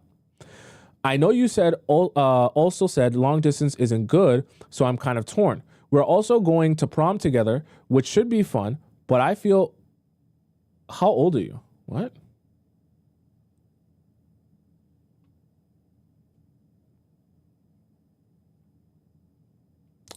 Which should be fun, but I also feel that he is very flirty as he flirts with my best friend sometimes, but I'm not sure. What? What do you mean he flirts with her sometimes? What? But I'm not sure if that's because we talk over text a lot. What does talking over text a lot have to do with him flirting with your best? What? Sorry, I don't want to get distracted here. Which you said not to do, but it's hard. It's so hard not to. Okay. So we met in person. When we met in person or at work, we kind of don't know how to act towards each other. So he talks to my best friend as a distraction. What the hell? But we eventually warm up to each other and start talking. And we sort of do this flirt talk thing. What? I'm kind of concerned that he is flirting with my best friend because she's expressed that she finds him attractive. But states she would never. Yeah. Previously, everyone thought they liked each other, which is throwing me off. So my question is, what do you think I should do? Okay, you're done with this. You're done with this guy. You're done with the situation. Cool, whatever. The next couple of weeks that you're at this job before you go to school, cool. You can go on some more dates with him, whatever. If you want to pass time, he wants to take you out to lunch, whatever. But it's going to be done, okay? When you go to, like, let it be known between you and him, when you go to college, it's done, okay? It's done. I want you to free your mind of it. I want his mind to be free of it. Let him flirt with your best friend if he wants to. This is a waste of your time. you're going to prom. I'm assuming you tricked me because I read your question. If you're under 20, I wasn't going to read your question. But you're going to prom with a guy. Enjoy your prom and understand after prom it's done. Because you're young, you have a lot to look forward to. You're planning on being a lawyer. You're going to university or college, and you're going to meet lots of different people. There's lots of things you're going to experience. Just go in there single. Don't be worried about this situation. I don't even think it serves you. And I don't even think, I think down the road, even if he wanted to date you, I just don't think he would be your guy for where you're trying to go in your life. I think I would rather you focus on your career. You're going to college to eventually have your career. Because I promise you, in your career, in your line of work, you're going to meet so many people. You have to think about what your world, being a lawyer, you really think about what your world is. Your world, you're surrounded by other lawyers, some of whom are really powerful, really successful. You're also going to be surrounded by not even just established lawyers, by young lawyers that went to prestigious schools and things you're going to meet some of these people. You're also going to meet a lot of powerful people because whether you're working for, in the government side, right, you're prosecuting, you're going to meet a lot of powerful people, right, in the government and in the prosecution office. Or you're going to meet people on the opposite side of the fence, right? You're going to meet if you're doing a lot of defense, right, defense practice, and you're defending a lot of successful clients, or you're working for a firm that works for a lot of successful clients, you're going to meet a lot of powerful people who are also connected to more people who are also going to be more powerful. You're also going to meet a lot of judges. So I just want you to realize there's so many people that are going to you're going to be connected to in your future, a lot of which will have a lot to offer you. And I just want to point that out to you because the possibilities for you in your line of work are really endless. I would love for you to be free of this situation that honestly, I don't think it serves you. And I don't think really it's going to be anything that even will serve you in the future.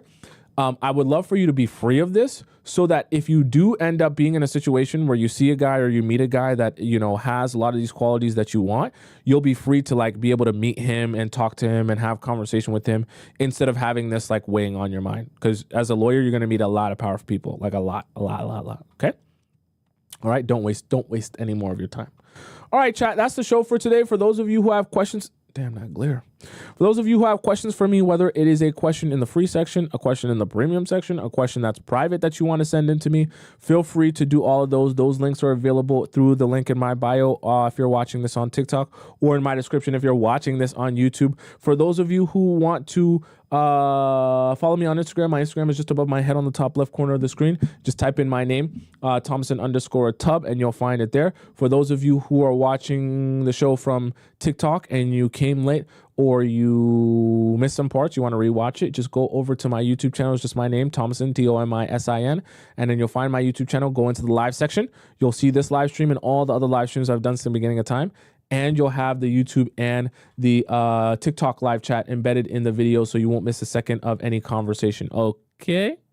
Also, for those of you who want to follow me on Instagram, my Instagram is also in the link in my description on YouTube as well, if you go down to the bottom. All right, I'm here every Monday and Thursday, so until we meet again on Thursday, I'll bid you adieu. That's the next time I'll be live, but I will be posting on YouTube before then. So until we meet again, hasta la vista, sayonara, adios, ciao, salam, arrivederci, did I say them all? Hasta la vista, I think I already said that one. Baoni, bon voyage, and I'll see you again on Thursday. Okay, very soon, succession. Lots of things I'm working on in the background. You'll see them soon. Okay, I'll see you again later. I feel like Superman now. I wear glasses and then I take them off sometimes. Vibes. I'll see you on Thursday. I love you so much. I love